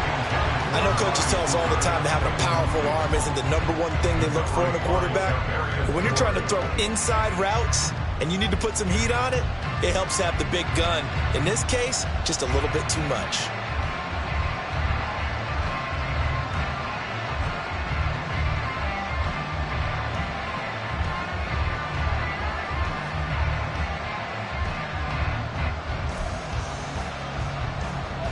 This offense in desperate need of a conversion as they come up on 3rd down. Mahomes going to throw. And this pass broken up. The contact well-timed there, and now 4th down. That's an excellent job right there on 3rd down. Like any defense, you never want to let them get anything started, and that would have been a 1st down. Instead, you saw the contact on time, no penalty, and before this drive could get wings, it's 4th down.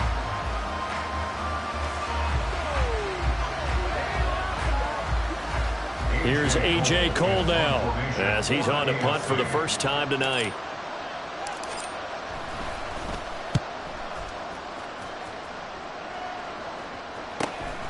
And it's fielded at the 34. That'll be a 43-yard punt, but a net of just 33 following a 10-yard return. And the NFC will take over 1st and 10.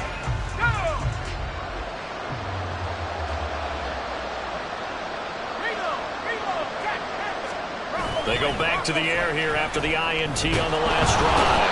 Pressure, and the AFC gets to him for the sack. T.J. Watt, the outside linebacker, coming up to drop him for a loss of a full 10 yards. And the job becomes twice as difficult now. After the sack, it's 2nd and 20.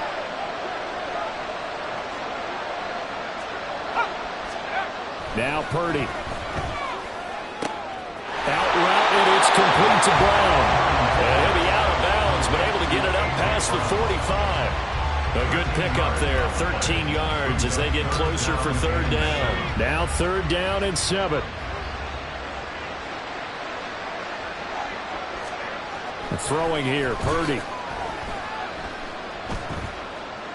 Flushed out right. And they get him down about 2 yards shy of the line to gain. A third down pickup of 5. That looked great when he first took off because, in my mind, there was room to run, and he had the marker in his sight. But I certainly didn't expect him to close so quickly, and neither did he. They got to him just in time, and now that forced him to make a decision with his 4th down call. And a little too much mustard on that one. It hits a couple yards into the end zone. A missed opportunity there maybe to pin him back. Back out is the AFC offense. Well, this has been a tough one for them, Charles. They've struggled really on both sides of the football. And one thing that's really plagued them, the turnovers. They've had issues keeping the football in their possession. And every game that's ever been played, all coaches talk about taking care of the football and limiting turnovers. And in this one, after we saw that first turnover, we worried that things would snowball, and it certainly did, especially on the scoreboard.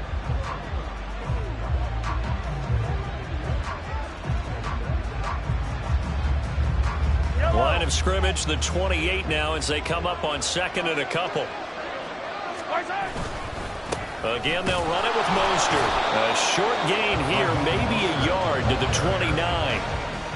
Another modest gain there on that one, and I think, Charles, you can probably pin part of the deficit on a failure on their part to really get this ground game established. Yeah, and they've really struggled to be multidimensional in this one, haven't they, partner? Because they have to be extremely one-dimensional now if they hope to get back into this game. They'll have to do it by throwing the football and hope to have success through the air. Here's A.J. Cole now as he'll kick it away for the 2nd time. And no return on this one as the fair catch is signaled for and taken. So a change of possession here on the punt. And out will come the offense as they take over.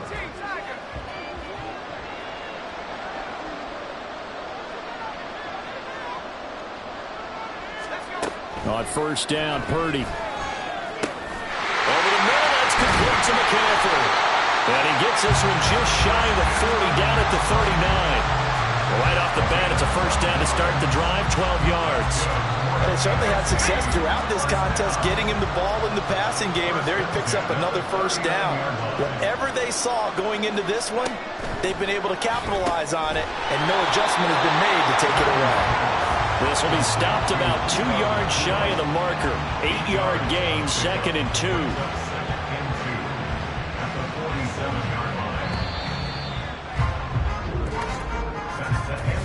One quarter remains here on a Sunday night. We'll return with more after this. You're watching the NFL on EA Sports.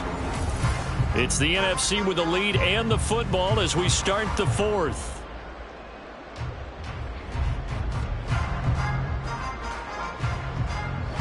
Ball on the 47-yard line. Here's 2nd and a couple. Up the gut, McCaffrey. And he'll be brought down at the 48-yard line.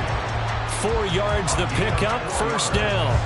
And I'm guessing you'd say this is kind of the key here. Grind out some yardage, work on that clock, see if you can continue to tick it down. Definitely, you want to bleed things out at this point, right? Continue to possess the football. And he's free going down the left side. It's a foot race. And they'll wind up getting this one all the way down inside the 20. 52 yards now on the ground on just 7 carries. I think they like this drive a little bit better there, partner. Running game helping out, picking up some of the slack. Because remember, the last drive, they went 3 and out.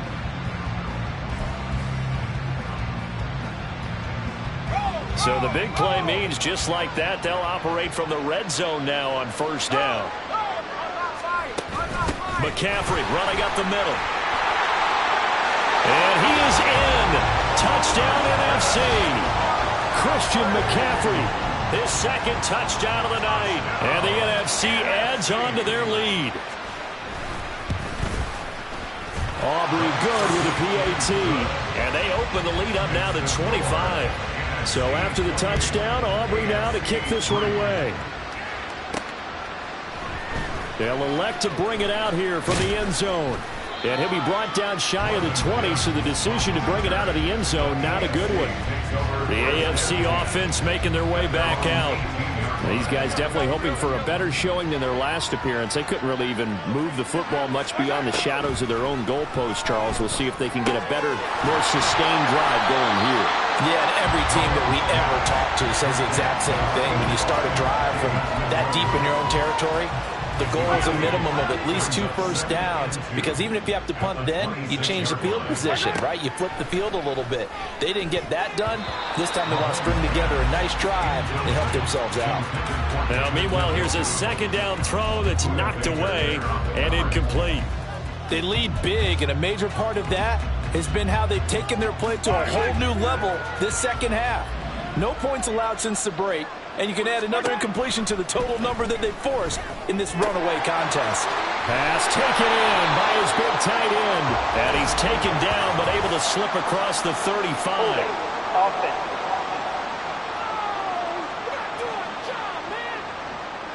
He's trying to protect his quarterback's blind side. Got nabbed for the hold. You have one job over there. Make sure that man does not get hit. So if you have to hold occasionally, do so, because they don't catch all of them. This time they did. Mahomes on target there to Hill. And he'll be out right at the 35. A third down gain of 19. And now the red flag out on the field. We'll have a challenge forthcoming. Play is under review. Did he keep those feet in bounds? That's the question they've got to decide. And I got to say, watching it in real time, it was awfully close. Yeah, it certainly looked like a heck of a catch, because he didn't appear to bobble it, which could complicate things.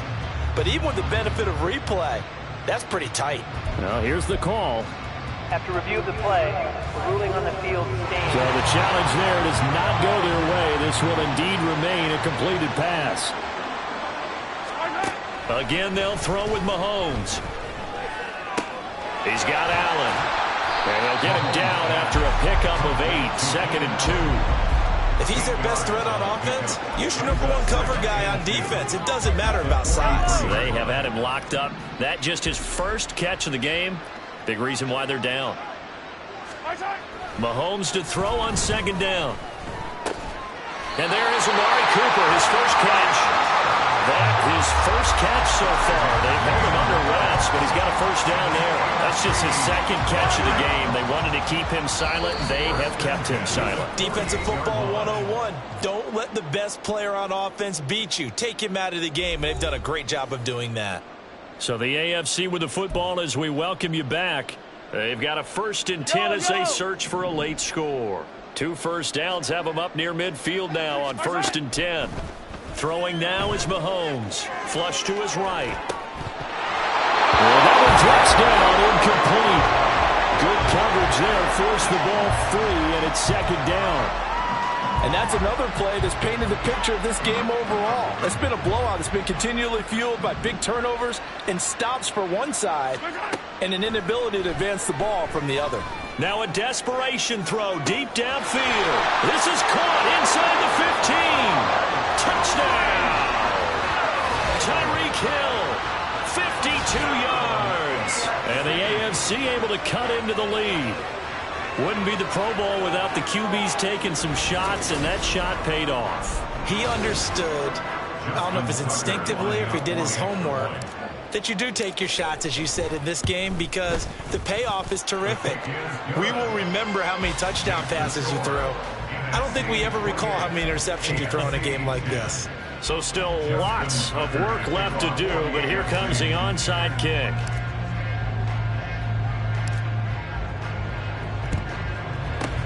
And it is gobbled up by the NFC. Fourth quarter, they felt like they needed the football back. Unfortunately, they couldn't get it. And I know we brought analytics into the game, and someone has said here that the data says that when a team's expecting an onside kick, 80% of the time, the team expecting it, they do actually. There he goes left side. And he's taken down, but not before reaching the 10-yard line. 98 yards on the ground for him now on 9 carries. So now following the big play, they've got a 1st and goal all the way down at the 10. 10 yards to go.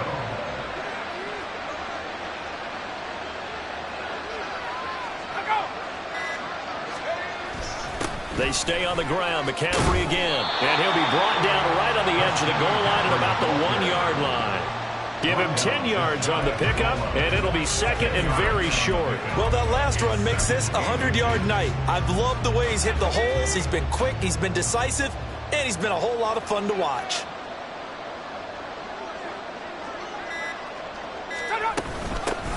On second down, Swift. Hate to be blunt, but it is just continuing to prove to be the case that this O-line is manhandling this D-line right now.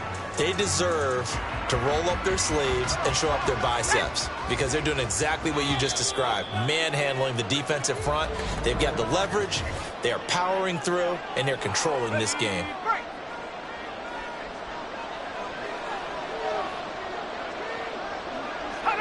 And they'll indeed take a knee. So, Charles, a victory for the NFC. Final thoughts on this Pro Bowl? We had some fun, didn't we? Absolutely. A lot of excitement, some big plays to watch, a lot of those great matchups that we don't get to see during the regular season because sometimes teams don't play against each other. And, oh, by the way, no one got hurt. There's the win for everyone. I think the fans enjoyed this one.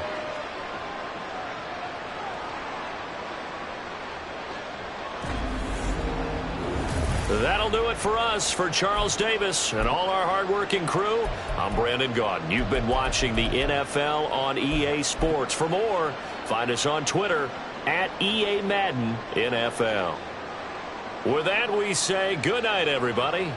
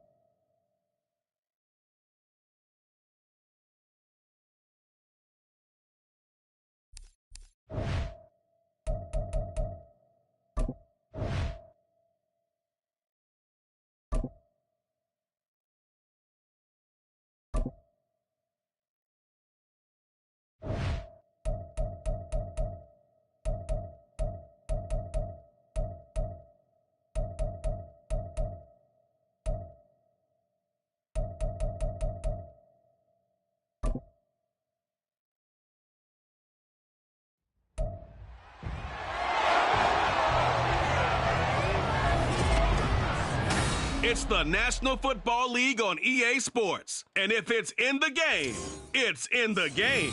It's the New Orleans Saints and the Arizona Cardinals. And it's coming up next.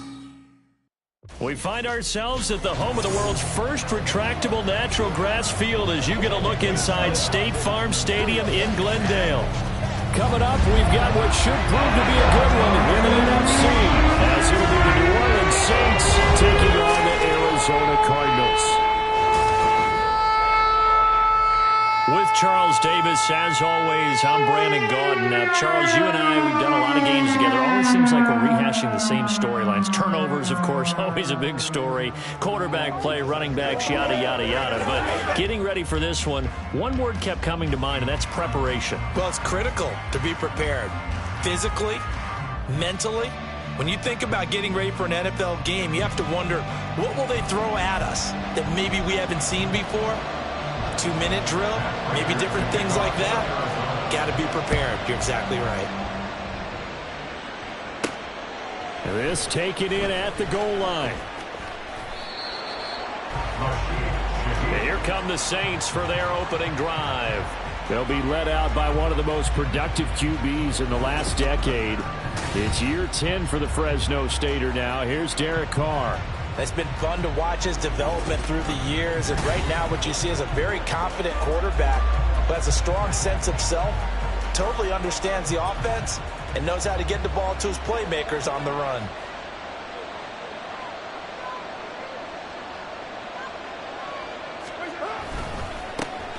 They start the drive on the ground. Kamara. And he'll work this forward for about 3 at second down. Well, that's just a pile of bodies there, and that's when you kind of find out who's a tough guy, right? Who can stand up and make a play. It was only a 3-yard run, but for both sides, they had to walk away from that feeling like, okay, I can stand up when the going gets tough in here. And they get him behind the line, so that short gain on first down quickly negated.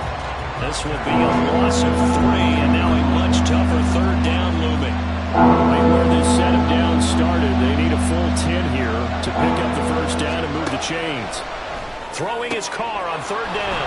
He's got his target. That's complete. And he'll get this one way up just shy of the 45-yard line. A well-executed 22-yard gain. And on this first drive, looks like they want to get that vertical passing game going early. And they did, and what a warning shot they just fired. If you're not going to back up and play coverage deep, we're going to attack you all game long. And once you adjust to that and you start to back off. Looking for Johnson, and it's intercepted. Now inside the 25. And they will score. It's a pick 6 for the Cardinals touchdown. So a big defensive play there on the opening drive, no less, as they make the interception and bring it back for the score. And I think that's a signal for how this defense wants to play. They want to be disruptive, and you know they're going to take some chances. Well, sometimes it can burn you, but right there, it paid off. So they'll get another shot on offense following that pick 6, and now the kick is away. And this will be a touchback, so they'll bring it out to the 25. New Orleans Saints, they get ready to set up shop for their second drive. Now remember, they were just out here a moment ago through the pick 6, so we'll see if they can take better care of the football this go-around. And sometimes, partner, I think it's almost better that you just throw the pick 6 and you come right back out on the field. You're not over on the sidelines dwelling for it for very long. You're not hearing everyone say, oh, hey, you'll get them next time. Hey, don't worry about it. All that stuff just goes right out the window. You're right back out on the field with a chance to atone. On play action, now Carr. The Cards get to him here. He's brought down for a sack. B.J. Ojulari getting in there and dropping him. Not the start to this one with any quarterback with one earned vision. Remember, he had the pick 6, and here he ends up on his backside. And you have to wonder to yourself, okay, after throwing the pick 6, did he get too careful with the football and not deliver downfield and take that sack? They've got to make sure that he's really into this game. Now a shot taken on third down, but it's going to wind up incomplete. Well, they've moved the ball okay here in these first 2 drives, but this one's going to get amount to nothing. They've got to start dialing up some plays that allow them to finish drives with points.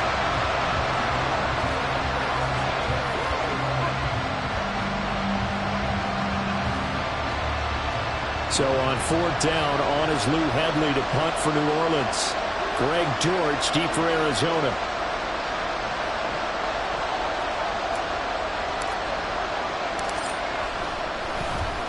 And now a high kick here as they'll try to cover this one. Now a fair catch taken, maybe a yard or two shy of midfield. The Cardinals making their way out, and it's the number 1 overall pick in 2019, Kyler Murray at the helm.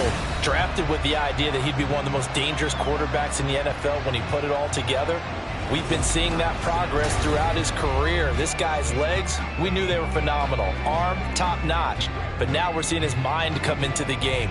Reed's defense is better and better each and every week, and is showing patience as a passer as well. Not as eager to exit the pocket, finding guys downfield for bigger plays. And he can't find a receiver, and he's brought down. Cameron Jordan so tough to block as he gets in there to record the sack. Well, the very first thing they told us, Charles, was we need to apply pressure early, and I would call that early pressure a nice sack to start the game. And on the other sideline, I just have this image in my mind of the head coach on the headset with the offensive coordinator asking him if that's exactly what he saw in his mind when he called that play. And if so, is it going to be like this all day? That's a tough one right there. They're bringing a lot of pressure here already in the first quarter. Already sacked him once. Now they get in there and knock another one away. You think maybe that Tucker rule being gone makes defenses a lot bolder? Yes, indeed. That time, lucky that the arm was going forward. Incomplete pass. Now on 3rd and long, they'll look to throw. Steps away to his left. And he's left with no option here but to throw it away. Oh, that's going to hurt a bit because they needed to come through with a completion there. Now a drive that started with great field position is facing 4th down. And he'll get off a fairly short kick here as this is toward the sideline. And the punt over the side in the air, and the spot will be inside the 35. The New Orleans offense set to take over. The crowd may be losing just a little bit of the edge after back-to-back punts. They want some big plays. They want to see some offense. They want to see somebody break away, whether it's through the air or on the ground. Now it'll be interesting to see where the patience is on both sides. Each head coach, can you hang in there and not try and force something that could put your team in some jeopardy? Kamara gets it again on 2nd down. No gain on the play, and it's going to bring up a 3rd down. The running lanes have definitely not been there for him here in the first half, and I don't think it's all been his fault. His offensive line hasn't given him much space. A loss results there. From the gun now on 3rd down, Carr. Oh, and his early struggles continue. Here's another one intercepted. Buda Baker with a pick, and he will return this one to the 30-yard line. Now, to me, it's pretty simple, and it's fairly obvious, isn't it? He's got to start making better decisions with the ball. That's now 2 interceptions in the first quarter. After interception number 1, there was a long talk on the sideline, and now he's made another mistake. Yeah, he's just been kind of laying these passes out there. He's kind of been floating them a little bit. He's got to be more decisive in his reads and definitely more decisive in throwing the ball. Rifle it in there every now and then. Murray. And this one almost intercepted. Had a chance to come down with it in the end zone, but could not hang on. After the incomplete pass, here now is 2nd and 10. Murray going to throw. Being chased out left. And they do get him down, but not before he's able to slip it inside the 5-yard line. Big yardage there on the scramble. It gets him a 1st down. Connor is not going to advance very far. He'll be stopped right at the line of scrimmage. Only a yard that time, 2nd and goal. Looking at this now, you got a couple more cracks here this close. Sneak it? I don't think you even go into a huddle. Just line up, snap it, and fall in behind those guys into the end zone. And he gets halfway there from the 4 to the 2 on a gain of 2.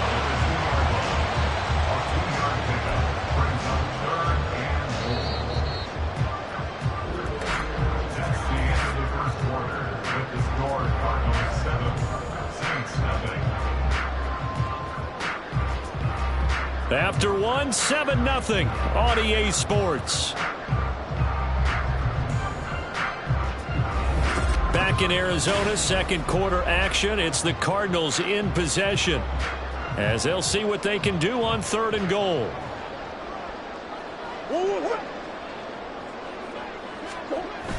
They'll try to surge ahead with Connor.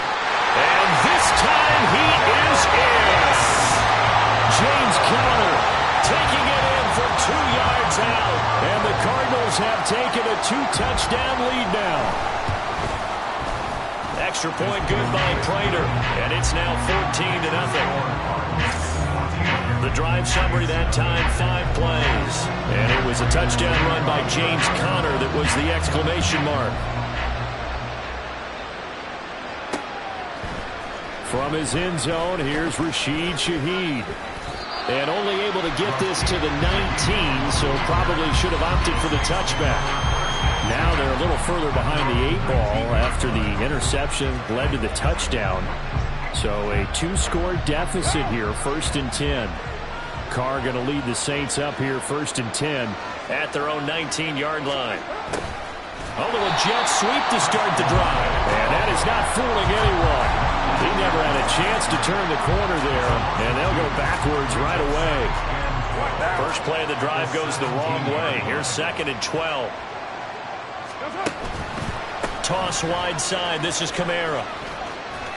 And he'll be out of bounds right around the 20. It's a gain of maybe 3, but it's going to leave him with still about 8 or 9 to go on 3rd down. They'll come to the line here needing 9 yards to pick up the first. Play action. Now it's Carr. Sliding out of the pen. A big loss here as he's taken down. The defense rising to the challenge and setting him back on the sand. This offense continues to shoot themselves in the foot. And here another sack. All game long, we've seen missed assignments which have led to turnovers, sacks. This group has not played well at all here in the first half.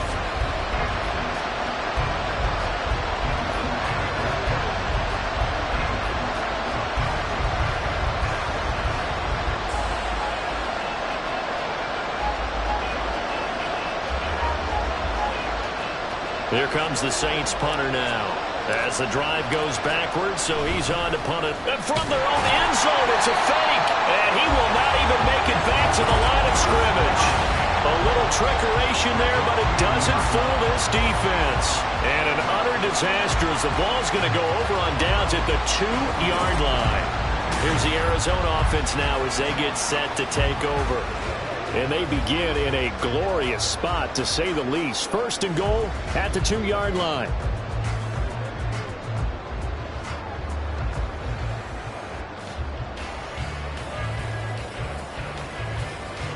How about this starting field position? 1st and goal from 2 yards out. And Murray's going to keep this. And he will get into the end zone. Touchdown, Arizona. Kyler Murray scoring on the 2-yard keeper. And the Cards are able to strike quickly to add on to their lead. Well, I don't think that we're ready yet to say the route is on, but they have certainly looked near flawless here in this first half, and now an extra point away from making it 21-0. Yeah, and your experience led you to say that, because we have both seen those 21-0 leads come and go in this league. But this one feels pretty darn secure. And here's the other part. Even when people chip away at it, it forces you into being almost perfect on the other side, doesn't it, in order to try and mount a comeback. After the touchdown, out is Prater to kick. No run back here, down to a knee, and this drive will start at the 25. Back out onto the field now comes the New Orleans offense. And we don't want to call this desperation time, especially in the second quarter, but you're down. You don't want to. No, but let me finish. Okay, my bad. You're down 3 scores already. You've done nothing offensively, nothing on the scoreboard. That's not a good combination. I think you just called it desperation time. I think you did. But let's face it, you mentioned this to me in a break earlier in the game. The energy level hasn't been there right from the start. We've noticed that. They've got to find a way to get on their toes and start punching instead of retreating, to use a boxing analogy. 15 yards is the pickup there, and the drive starting very nicely. First down.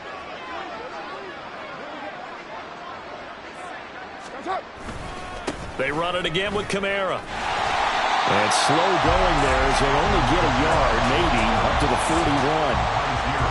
We call a lot of games, but we don't normally talk about inside linebackers being that fleet of foot, do we? No, he was able to get outside there to make that play. Yeah, and you know what makes them faster? Their ability to read plays, understand what offenses are trying to do, and put themselves in proper position.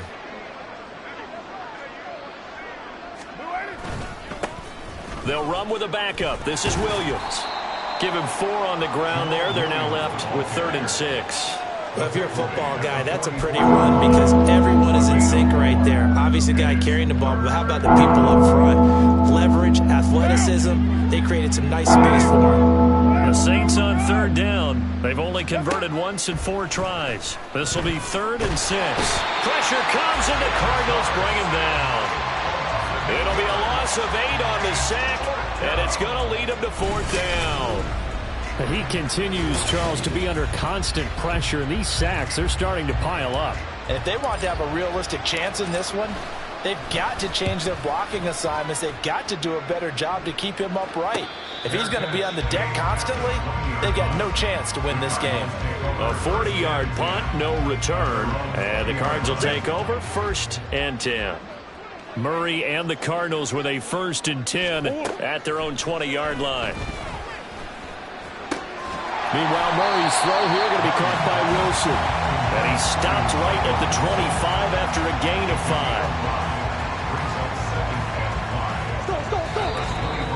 5. And we've hit the 2-minute mark in this first half of action. We remind you that coming up at halftime, Jonathan Coachman will be alongside. He'll have highlights and analysis from Orlando of this first half of action. Catch is made by Marquise Brown. He's got his first catch here before halftime, and it goes for a 1st down. Some think that teams really won't throw a slant route unless you have a receiver that has a lot of stature to him. But sometimes the little guys, they get lost in there. People can't really locate them, and they run that quick cut on the slant, and oftentimes they can turn it into big plays. And they're going to have this across midfield and inside the 45. Personal foul. Safety. Defense. Well, more problems defensively. The face mask adds 15 yards. And this has really been an undisciplined team. We've seen them make a...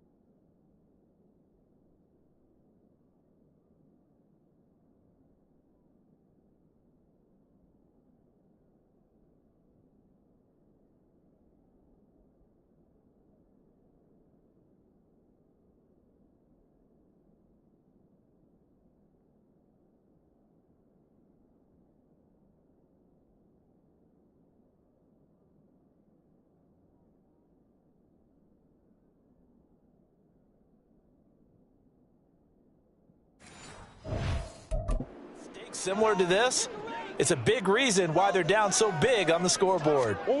On 1st and 10, here's Murray. And he's going to lose a yard or 2, taken down behind the line. After the sack, here's 2nd and 11. Now Murray. And his pass incomplete. What a sequence there defensively. You get the sack to move him to 3rd and long. Then here, just nothing available. And he's got to throw it away. An incomplete pass on that last play, and that means they'll need to come up with something here on 3rd down. Murray now to throw. Eluding the pressure right. And inside the 20 before he's brought down. Good coverage downfield led to him taking off, picking up the 1st down on a 13-yard run. Now a timeout called for by the offense as the clock stops here with 46 seconds remaining in the first half. So the ball down to the 16 here for 1st and 10. Here's Murray. He's got McBride here over the middle. And this will leave him a yard short. Nice pickup of 9 yards on 1st down. Here's 2nd and 1 now from the 7. Now another timeout called for by the offense. So that means they're down to 1 remaining here as we head toward halftime. 2nd down and a little more than a yard here. Here's Murray. Touchdown, Cardinals. Trey McBride. A 7-yard touchdown grab. And the Cardinals are able to widen their lead here in this first half. Prater for the extra point. And the rout is on here in this first half. After the touchdown, out is Prater to kick. And we'll see a return here from the end zone. And he's able to get this across the 20, but not by much, as he's marked down officially at the 21. And the Saints going to go on offense one final time in this first half. Well, things for them, just to put it bluntly, man, it has been tough sledding here in the first half, facing that big deficit. The clock is dwindling now. Maybe if they can get something on the board here before intermission, they'll have at least a little momentum heading into the second half. Now here's a pass on 1st down that's knocked away and incomplete. Now Carr, after the incomplete pass, brings him up 2nd and 10.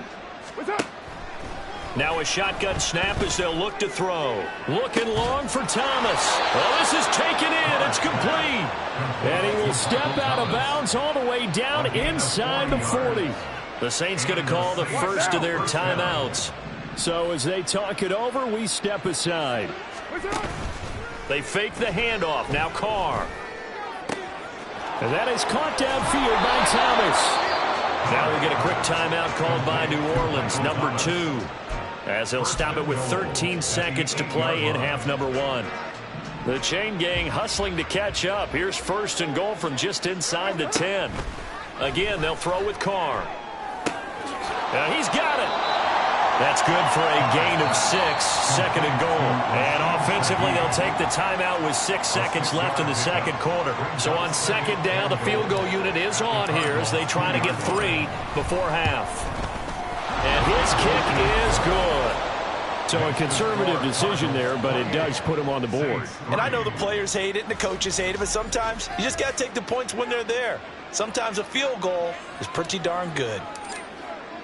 4 seconds, all that remain here this first half as the kick gets away.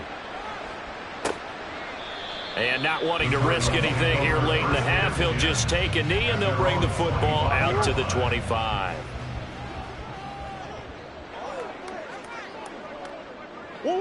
All that remains is to snap this once, and that'll do it for the first half of play. So we've come to halftime after a very one-sided beginning to this one. As we send you on out to our studios in Orlando, here's Jonathan Coachman at our EA Sports Halftime Report. All right, BG, thanks very much, and welcome one and all to our beautiful new downtown Orlando studios for this EA Sports Halftime Report. It was a solid first half for the always dangerous Kyler Murray. He had a touchdown both in the air and on the ground to help push his guys into the lead at the break. Final adjustments being made for the second half. Whether they'll amount to much in a game that's already pretty well decided, well, that's another question. Nevertheless, let's get you back out to Brandon and Charles. All right, Coach, thank you very much as we welcome you back for quarter number 3. The Cards with a lead, and they will get this football first as the second half gets started. No run back here to begin the half, and we will start at the 25-yard line. So here's the Cardinals offense now as they get set to start this third quarter. The first half definitely went their way, and this would seem to be a great opportunity to kind of put this game a little closer out of reach with a score here. Yeah, and it's a wonderful opportunity for them because if they can add 7 more to their lead before the other guys even see the football, that could be the decisive blow in this game. I think that's how they're eyeing it. That's how they're approaching it. A short one here, caught by McBride. And he's going to be taken down. Plus, there's a penalty flag in the backfield. They may get 15 more on top of this. Well, that flag puts them on their heels a little bit more.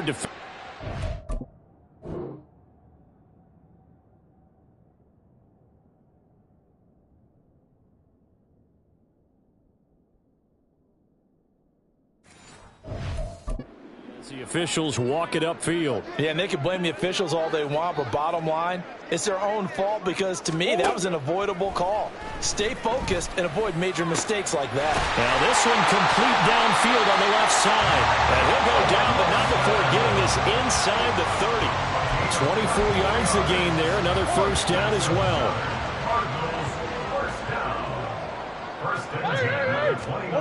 To throw is Murray. He's got the connection to Moore. And inside the 20 before he's brought down. He was held without a catch in the first half, but he's got one here, and he also picks up a first down.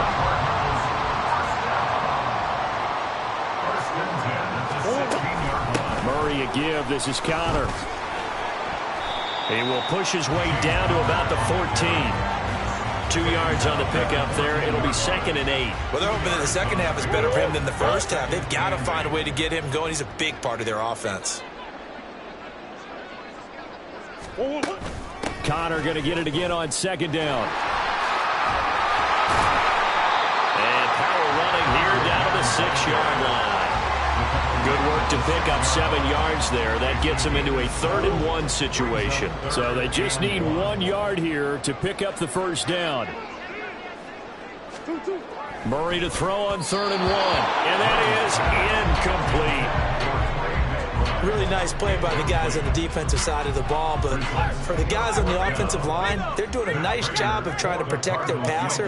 But when a guy hops in the air and goes airborne to try and knock one away, it's difficult because you can't reach out and grab him. That'll be a holding penalty.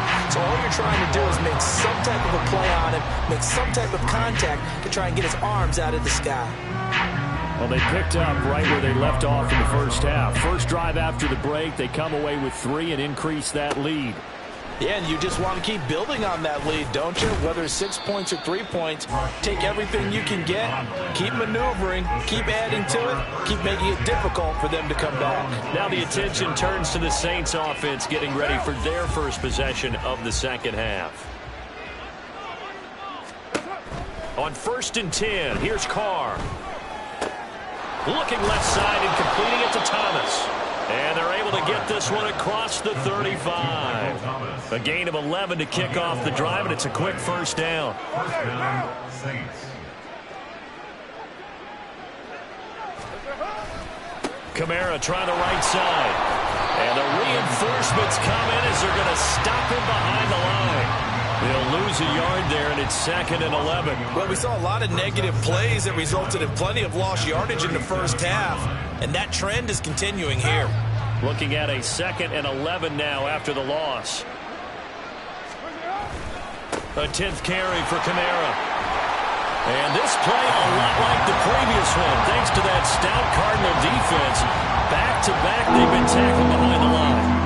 A loss of 1, now a loss of 2, and they're staring at a 3rd and 13. To throw his Carr. He'll air it out deep for Thomas. And this is dropped. Oh, it's incomplete. He had a big gainer in his sights, but he could not reel it in. And this is a situation where, as a head coach, you're just saying, what else could go wrong? Let's get it all out of our system, please. This has been a sloppy game throughout. The execution has been lacking. A lot of mistakes, both mental and physical. And here's a big play that goes by the wayside.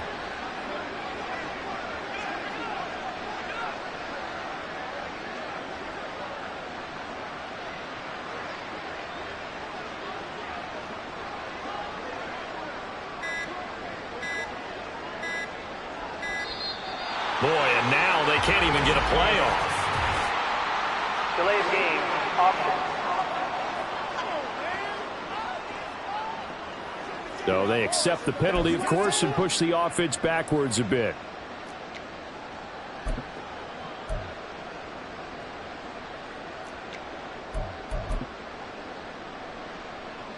And how about this? 4th and long, and they're going to go for it.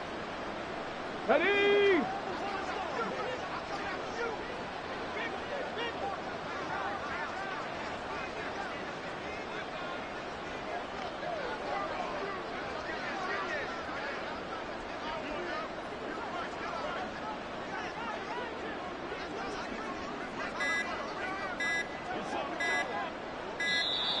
And now again, the play clock's going to run out on them. Delay of game, option.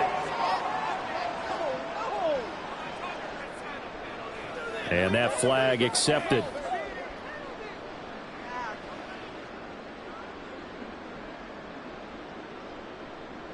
Here comes the Saints punter now, as he'll come on to kick this one away. Fair catch called for and taken right near the 30-yard line. The football going back over to Arizona now. Their drive last time, it stalled out. They were forced to take the short field goal. And the key phrase, you nailed it, forced to, because you know coaches look at these short field goals as a last resort, right? To them, that's not how drives are supposed to end. You're supposed to put 6 on the board. That's a consolation prize. Like going to the county fair, you don't get the big stuffed animal on that one, do you? No, you don't go top shelf. That's bottom shelf material. Now a 2nd and 6. Overhaul. On the counter, it's Connor. And good running there as he'll take this all the way up to midfield. 15 yards that time, and the Cardinals move the chains. Give every member of that unit a ton of credit for ripping off such a big gain there, because you don't get free for that many yards on a counter or misdirection without everybody selling the heck out of it.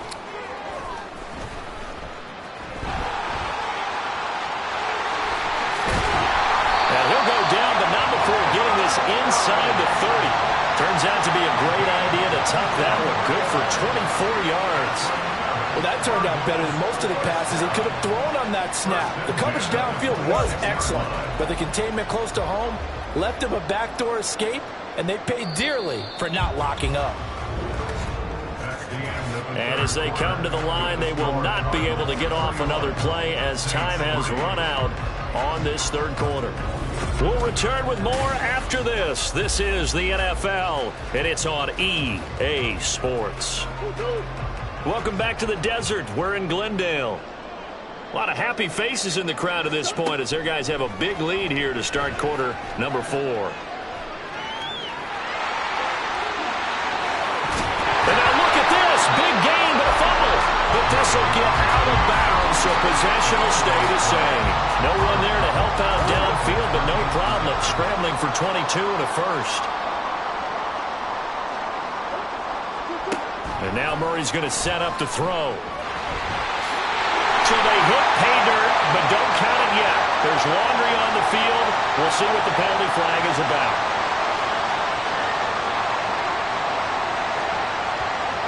So obviously they will decline the penalty there, and the result is 6 points. Now Prater to add the PAT.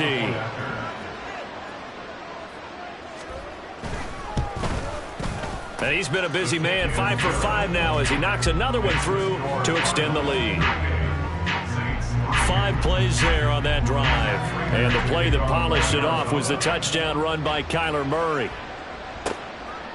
From a couple yards deep, he'll bring it out of the end zone. And only able to get this to the 19, so probably should have opted for the touchback. Out onto the field comes New Orleans. We said it at halftime that they would need a nearly perfect second half to erase that deficit that they were facing, CD. But unfortunately, the second half has pretty much been a carbon copy of the first. Yeah, that early lead was almost insurmountable the way their opponent was playing. And, partner, they do have some good news, though. This one is getting close to being over, and they can try and hit the reset button starting tomorrow. So after the run for no gain, here's 2nd and 10. Now Carr on the bootleg, on the move to his left, and he drops it incomplete, and their struggles continue here. This has obviously been a bad loss, but one of the few things they can still do is try and throw the ball all the way to the end zone and get some points on the board so they're not shut out over the final 2 quarters of this game. And they will stop him short They get him to the ground at the 27, no first down. He's able to chew up 8 yards on the carry there, but still 4th down upcoming. And after that type of a run, there's some talking going on down on the field, but it's not trash talking. The guy who just carried the ball, he's going back and telling his offensive line, great job, keep it up, and we'll break that one soon. And he's going to be out up around the 45-yard line. No reason not to try it there, and they do indeed convert on 4th. 4th down, trailing in the 4th quarter. They felt compelled to go for it, and they got it. Well, I'd look down at my play sheet, and what I would find, plays have been successful throughout the game that have worked at the distance you need, and that's exactly. And he's going to be intercepted a 3rd time. And the Cardinals will take over here as they get it up to the 43-yard line. But with this advantage, this defense knew that passes were coming, and they stayed in position, Charles, and picked one off here in the 4th quarter. Yeah, what a way to cap things off, huh? Because I think this is part of the game within the game. They see the scoreboard, they see what they can accomplish, and they went for it. Arizona getting ready to go as they take the field. You just kind of feel for the defense right now, this deficit. They have not been able to stop them the entire game, Charles. And some hands on hips, some long faces out there on the defensive side. They're like, oh, my gosh, we got to face these guys again here. Yeah, people don't understand how hard it is when you're on the side that's being dominated to keep your head up and continue to play hard. And that's what they're going through right now, trying to find that pride inside of them to allow them to continue to fight, even though they are down huge in this game. Early down stuff to put this offense in a precarious position. We know that securing the point of attack, especially against the big-bodied guys in the middle of this D, has got to be priority one. 2nd down, Murray sets to throw. Up big here in the 4th quarter, up really big. That pass and incompletion. I don't think they needed the completion, but Charles, this is an offense right now that they're just having fun. They're clicking on all cylinders. Yeah, you're right. They didn't need a completion. They certainly don't need any more points, but they're not going to turn them down. They're going to continue to run what they have in their playbook, and they still want to run it efficiently. It's complete to Brown, right side. And this one's going to go the wrong way, losing yardage back at the 42. They call it a loss of a yard there. And that's going to bring up a 4th down. Here comes the Cardinals punter now, as he'll punt it away for the 2nd time.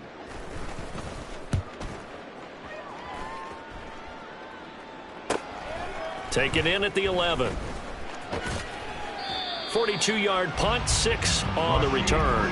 And the Saints will take over with a 1st down and 10. The New Orleans offense set to take over. Where we stand right now in the 4th quarter, this one pretty much out of reach. And, Charles, I know they're going to be disappointed about several things with this ball game, but the self-inflicted wounds, they've had several turnovers.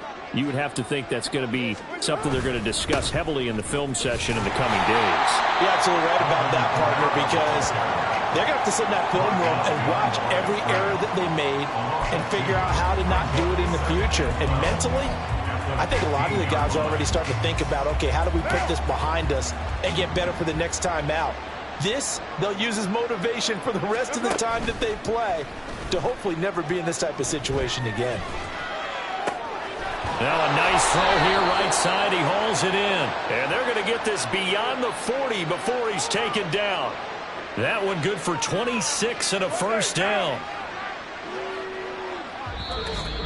Just 2 minutes remaining here in the 4th quarter of what has been a one-sided affair. So it's Saints football as we get you reset. They've got a 1st and 10 as they search for a late score. Now a 1st down carry. It's Kamara. And that one blown up quickly as he's going to be stopped before he could even get started. That's Zayvon Collins into the backfield with ease and making the stick. After the loss, they'll come up 2nd and 13. Again, it's Kamara. And this play a lot like the previous one, thanks to that stout Cardinal defense. Back-to-back, they've been tackled behind the line. They lose 2 on that last play, so things get even tougher. 3rd and long coming up.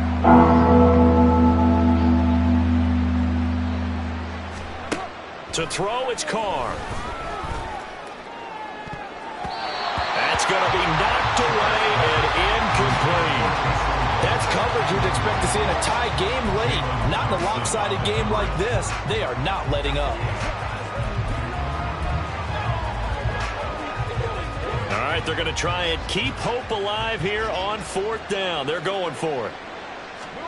Now Carr, got to have this one. And he's brought down. Can't do anything with a football. It's a sack and a turnover on downs. They had to go for it with such little time remaining. And the Cardinals will now take over with excellent field position.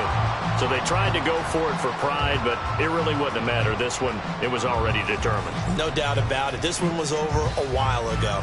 So out now come the Cardinals. And a few kneel downs should just about do it. Now, defensively, they do have all 3 timeouts, but very little reason to use them at this point. On 1st and 10 is Connor. And brought down, but not before they get it inside the 10 to the 7. 50 yards rushing for him now on what was his 10th carry of the ball game. Another example of this offense really having their way, Charles, and another big chunk play there on the ground. And when you look at the defense, they've got to do a much better job of wrapping up when they tackle. A lot of great opportunities continue to slip through their fingers, as do the runners. They'll run here with Connor, and he's going to press this one forward as they stop it right around the 1. A good run of 6 yards there. Gets him closer to the goal line with 2nd down coming up. That's a great run right there on 1st down. Didn't quite get into the end zone, but now you've set yourself up for at least 2, maybe 3 more shots from close range.